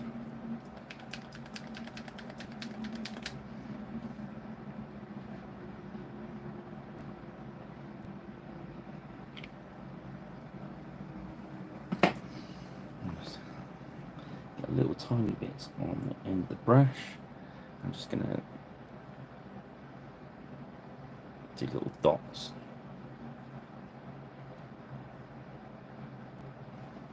To pick just a random area.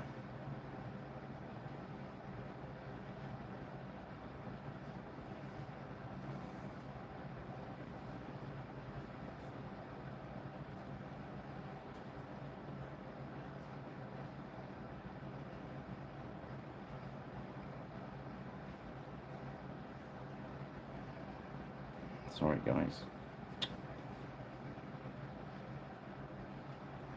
Oh, jeebus.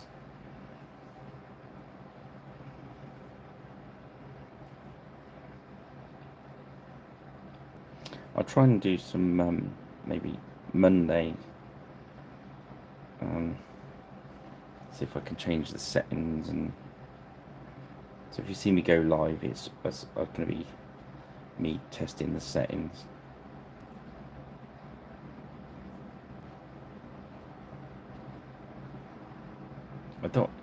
I want it just to stay focused there, and I don't mind painting there. When I used to set my old camera up, I'd have the focus there, but you see it's following me around. It's being far too clever. Far too clever for it's too clever for me.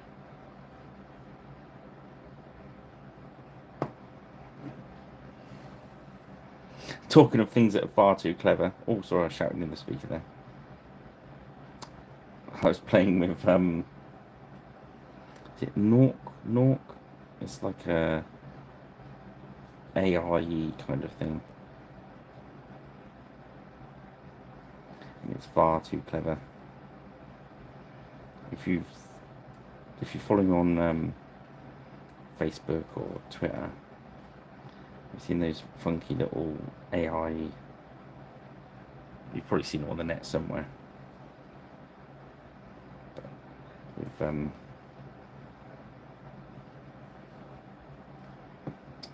miniatures coming to life, basically. That's seriously clever AI stuff.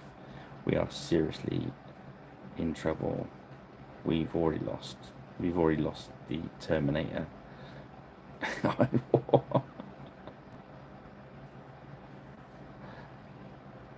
I acknowledge my robot masters.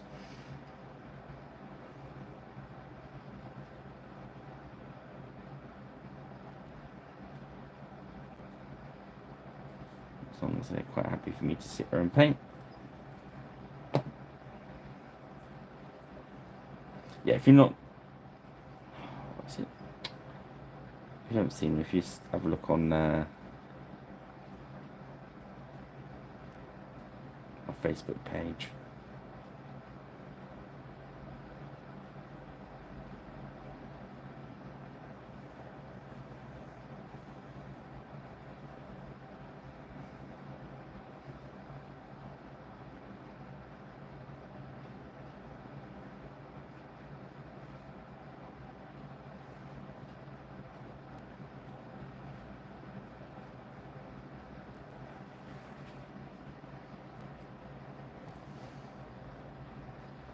Right, so now we're going to grab some verdigris.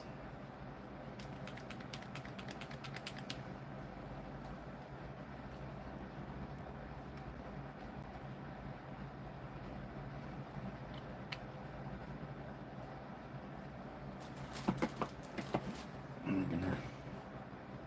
Well, while we got that rest, we might as well just do the bosses on there.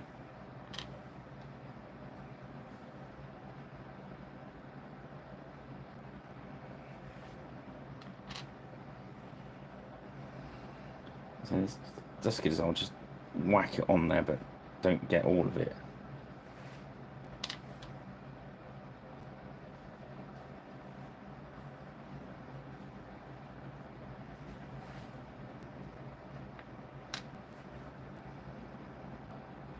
Okay, so we've got some verdigris there. So what we're going to do is hit some into the bottom, and we're going to make a wet verdigris, water down to run into some gaps.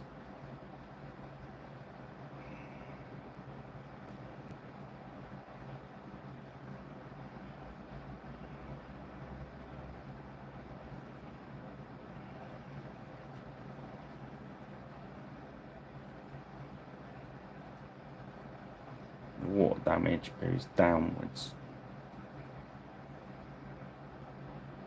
the bottom edges of things. Again, not too much. I don't think I did this on these guys. Oh, I did.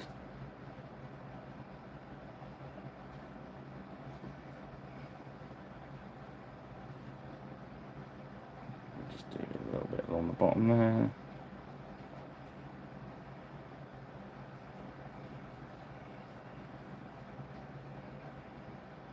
Patches of it, really.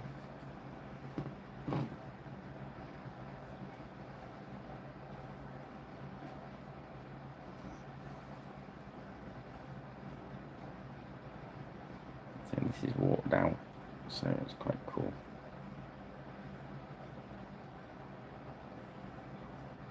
And time 2 hours. Wow. Not bad, because we're nearly there.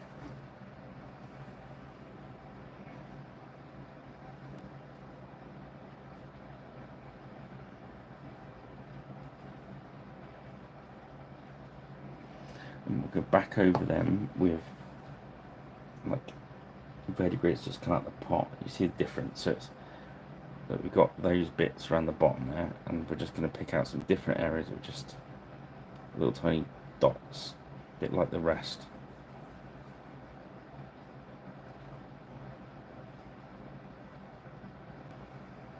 Okay.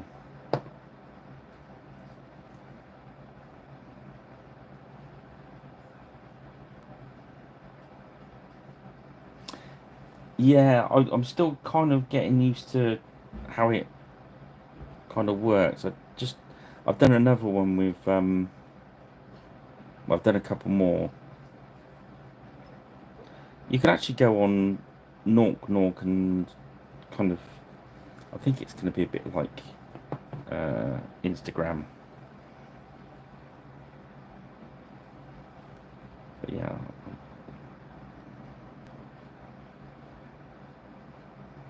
I've done a dreadnought that was on that was quite funny with all the smoke chugging out of it. I thought the troll, the first one I did, was kind of cool.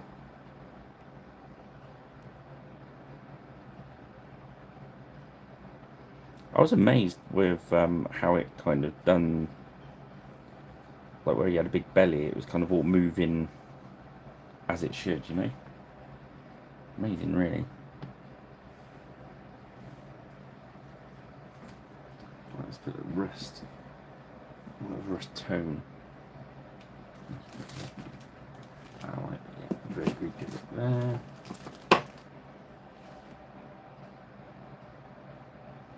Yeah, the weird thing about that fight is one of them completely swaps heads. But the speed it does it, you can't knock it. I mean, it's incredible, really. Right, we're going to do Dragon Red next.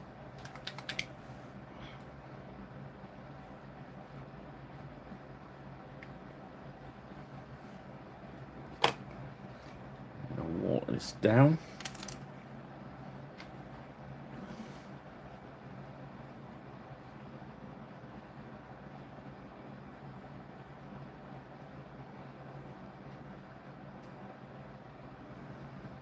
And we're going to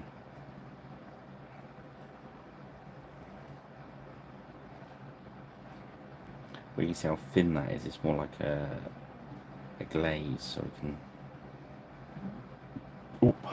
work quite quickly.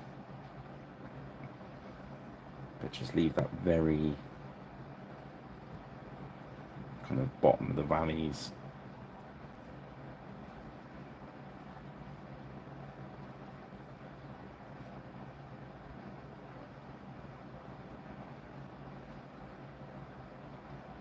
You can probably see where it's wet in the light. It's because they've got loads and loads and loads and loads of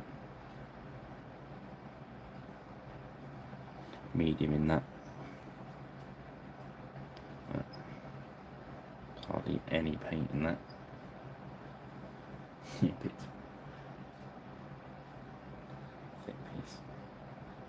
So I'm just aiming at the ridges, peaks.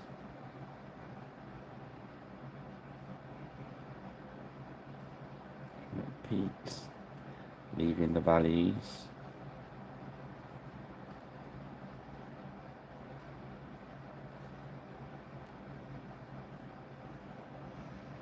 So by the time I got around there, it's nearly dry.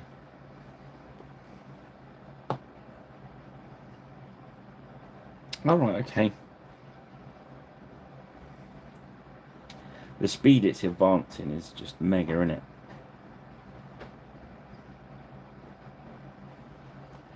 So let's pick out a white for their teeth. We're going to go for brain matte beige. So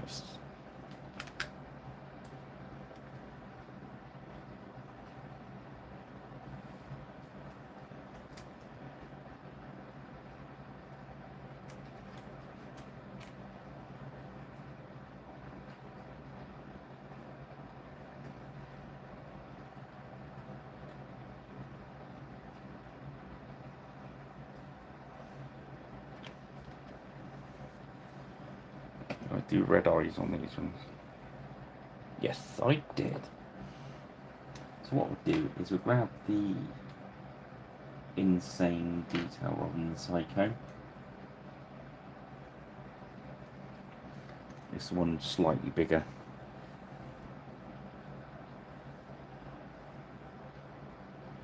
Bit of medium, bit of white, so a bit of beige. I'm just going to pick his teeth out.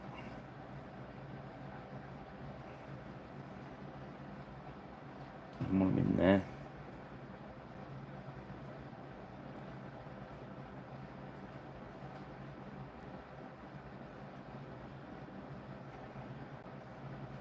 Lay some white in there so we can get a brighter red. That makes sense.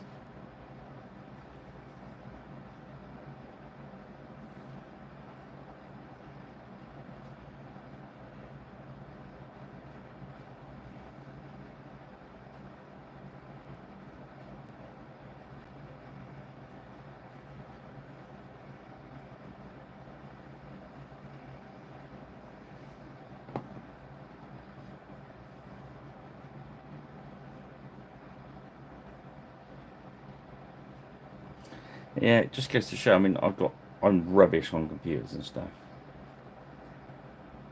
but I was able just to go on the app and just do that without any effort whatsoever. It did it for me. I can't take any of the credit.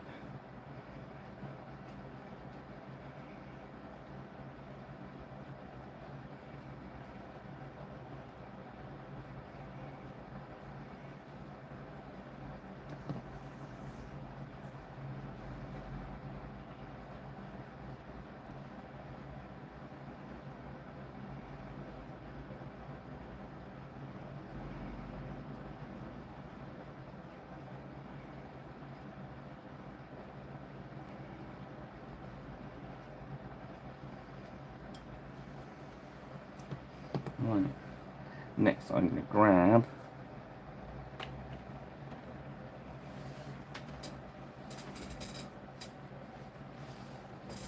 it's the speed though, isn't it, Andy? You know what I mean? It's gone from being next to useless to being very, very on it. Right, I'm going to grab the one out of the Blanche set, Fiery Vermilion, which is very bright. Scarlet-y kind of red. Do these eyeballs.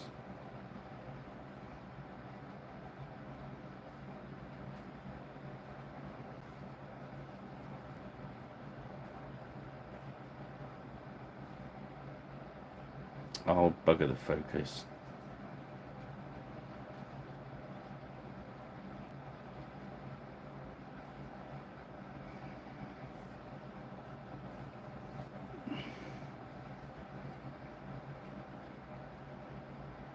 Yeah, that's good. I'll do what I usually do. I'll put them into the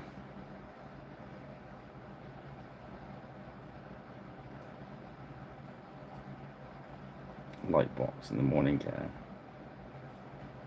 you a better picture of them. It's been really pants tonight. I think I've got the light in the slightly wrong place. It's a bit dark.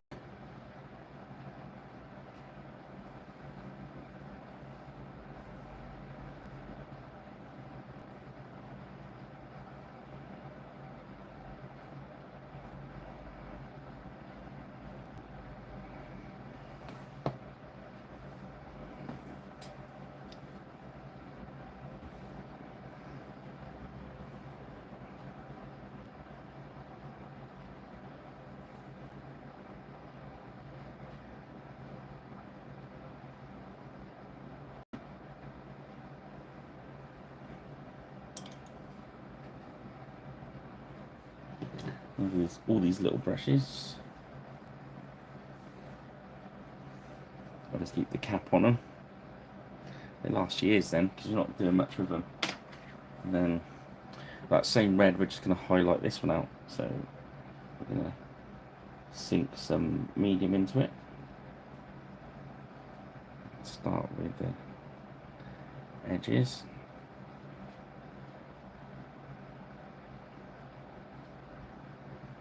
Work down and feather it out. As you see, I don't go all the way down the valley because we've already done it with that other red. So start on the peak, a bit on the bottom, a bit at the top, maybe halfway. I'm still running it very thin at the moment.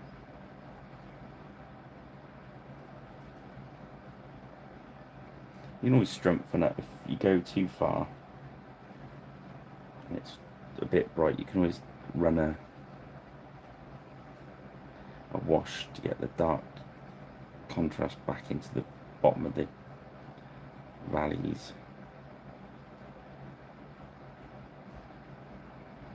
But you won't go too far wrong as long as you keep thinning the colour. Because the last colour will show through.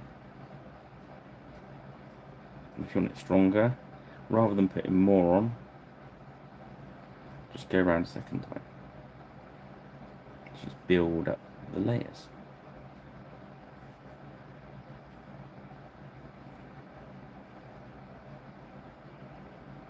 Remember, it's going to be brighter on the edges and bright on the edges that show up to the light. There we go.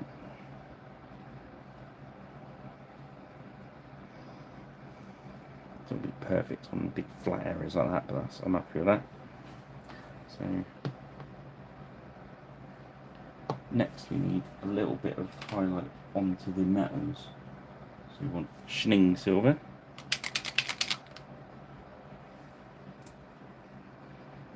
Nearly there.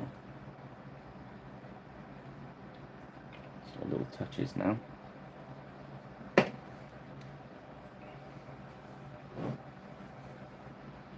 We put all the rest on, etc. Little touches of edges that are glinting.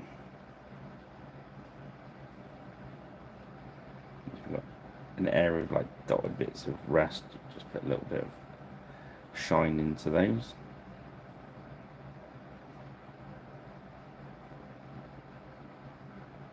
That's what happens with rest, is it gets scratched off and then underneath it's really bright. So these areas where I've done all this rust, just a couple of dots of shine on them just brings it all back to life. A little bit there. So I'm not dry brushing, but kind of the same principle, but I'm using dabs of little. This one we're doing 4.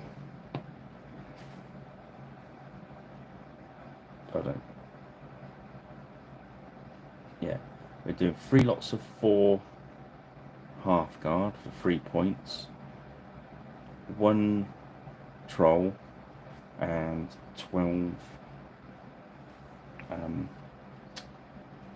levy archers. So we can have 12, 24, 25 with the ogre, and 26 with the warlord. And that's, I said, that's going to give us, because you don't pay a point in saga for your warlord because it represents you. So it'd be 1, 2, 3 points of Hearthguard, a point of mercenaries, and a point of monster. 5. The monsters work slightly different, but I'll explain that when I get it. So I'll probably have to do another troll or a bigger monster. But I've not looked in the rules to pick yet. Yeah, so about 25 to 30 miniatures. Depending on what you pick, that's the sort of size of a saga one.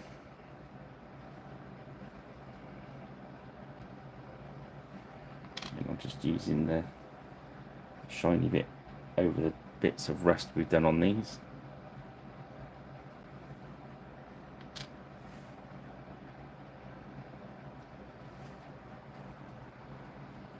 So now we need to pick out some highlight on the iron. I don't know what's going to be better. It's going to be true copper or chrome. It might even be weapon bronze. Yeah, I think it can be weapon bronze.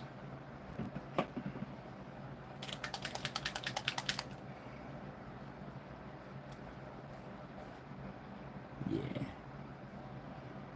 The messes of all the metallic packs. So I'm just going to go back over quickly and pick out some of that chainmail.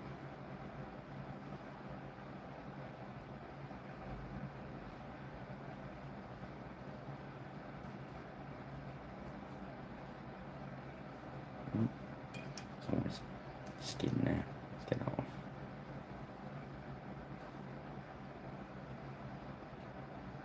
So what I do is I load the brush up and then unload the brush on the edge of the palette.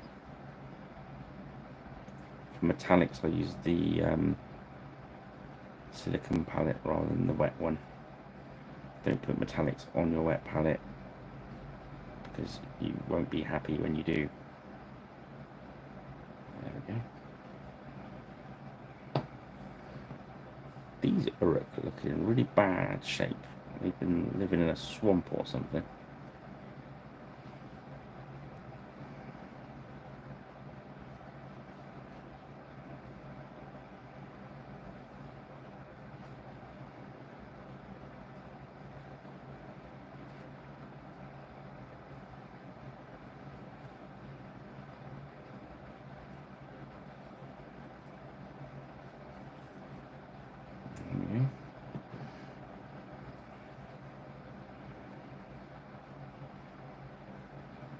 It looks like they've mugged a load of undead for their armour. Perhaps I've gone a bit too far. We'll have a look when we take them across tomorrow. Yeah. Where did you Uruk get that armor? Well, there was some skeleton man walking around.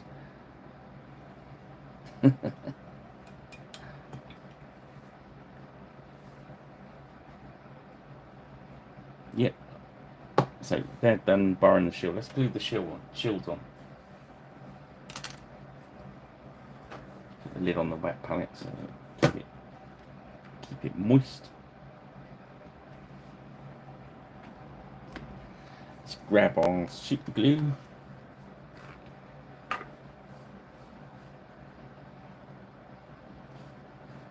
I had to flip the palette over rather than clean it earlier. Because I've run out of time. Let's get it out of the way. Right.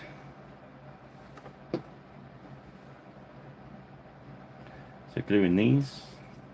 Just a bit of glue into the all.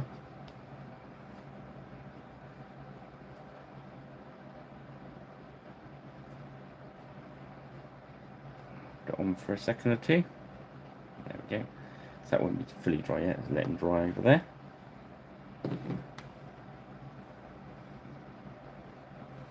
It's just ordinary super glue I get on Amazon. Other glues are available.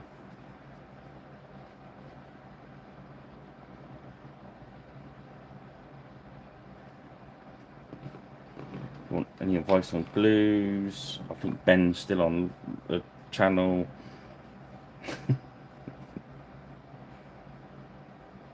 By this point in the procedure, need to probably glued at least 2 of these shields to themselves.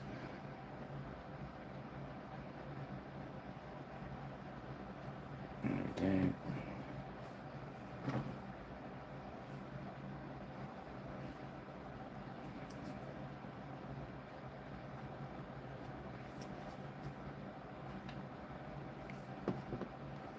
Don't want too much glue on there. I just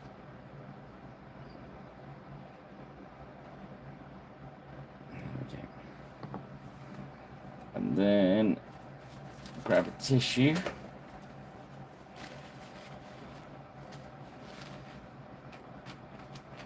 And can you hear that sound? And you can hear the just that few more times, which means the hole's clear. Wipe any dry off. Don't get it on your hands and glue yourself to anything, please. I'm looking at you, Ben.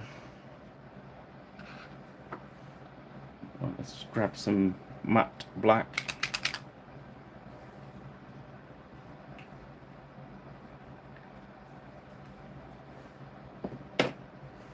Grab one of the rubbishy brushes. I'm going to paint around the base.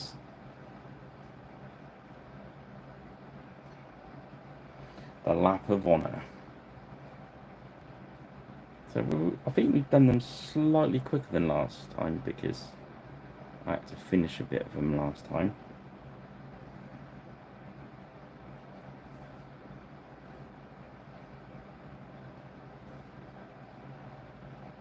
But then again, that might have been a hot week and we had to, I was in a rush to stop.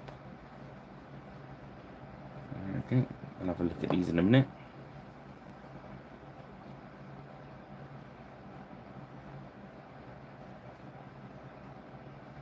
Alright, cool.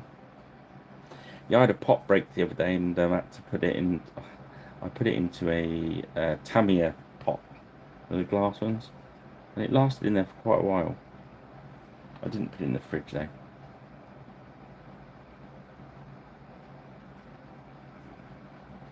I do go through quite a bit of it, so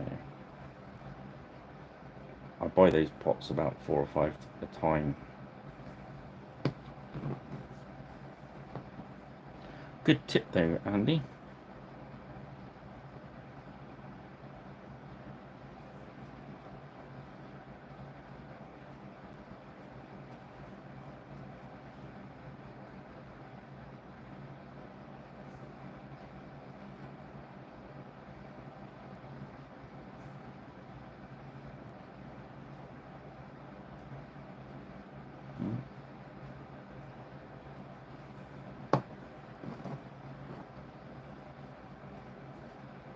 And what I'll do is I'll put the blood effect on the front of the shield after I've lacquered them, because it's always a gloss effect.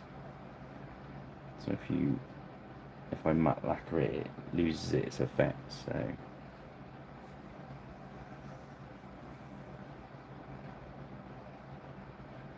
I'll do that tomorrow after I lacquer them.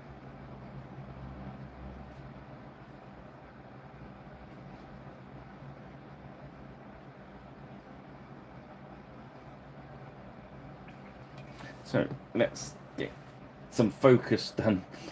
Let's be in focus for the first time this evening. So there's the first one.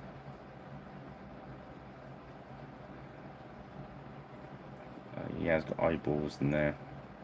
I don't bother with pupils when I do on the red. Sometimes if they're big. He's got some big teeth in there, these ones. Big tufts. I think my lamp was slightly pointing away from the camera. That's well.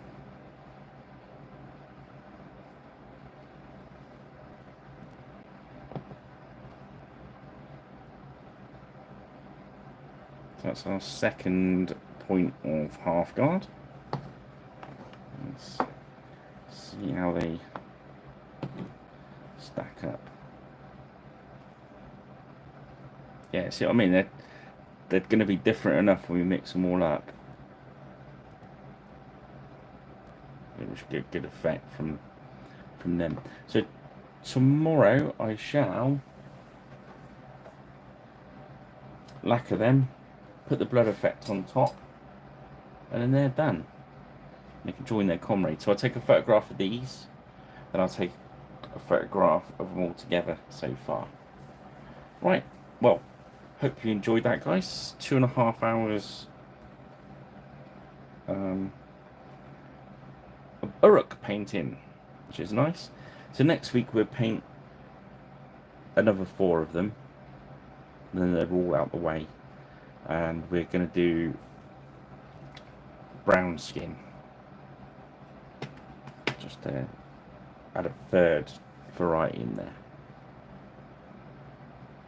Yeah, I was quite pleased because I've done that's with the base from Woodland Camo, which is a dark olive, but this is a deep olive brown. This one, I think there's this, I'm not sure how well it shows up on this camera, but they look fairly similar, but in the flesh they look quite a lot different. I'll get a better photograph from tomorrow in the light box, and you'll be able to see. Right, well, thanks for joining us. Again, the heat caught me out again, a bit fried, but hopefully, say tomorrow, next week we do another point of uruks. The following week Omniscium, so in the following week after that we've got the archers. So have a good weekend. Thanks for joining me. If you're not subscribed and like, could you do that for me, please? Doesn't cost you anything, helps me out a lot. Yeah, cool. And don't forget to check out Pirate Rich Plays. I've got to do a new video for that soon. And what else? Oh yeah, don't forget our sale at Pirate Rich Paints. There we go. piraterichpaints.square.site. I've doxed myself there, but never mind. Alright, guys. And don't forget, it's a sale. 20% off. Use the code HOT20. Nice. Okay, guys. Thanks for joining me. And that was all the guff at the end. And we'll see you next time. Cheers then. Bye now.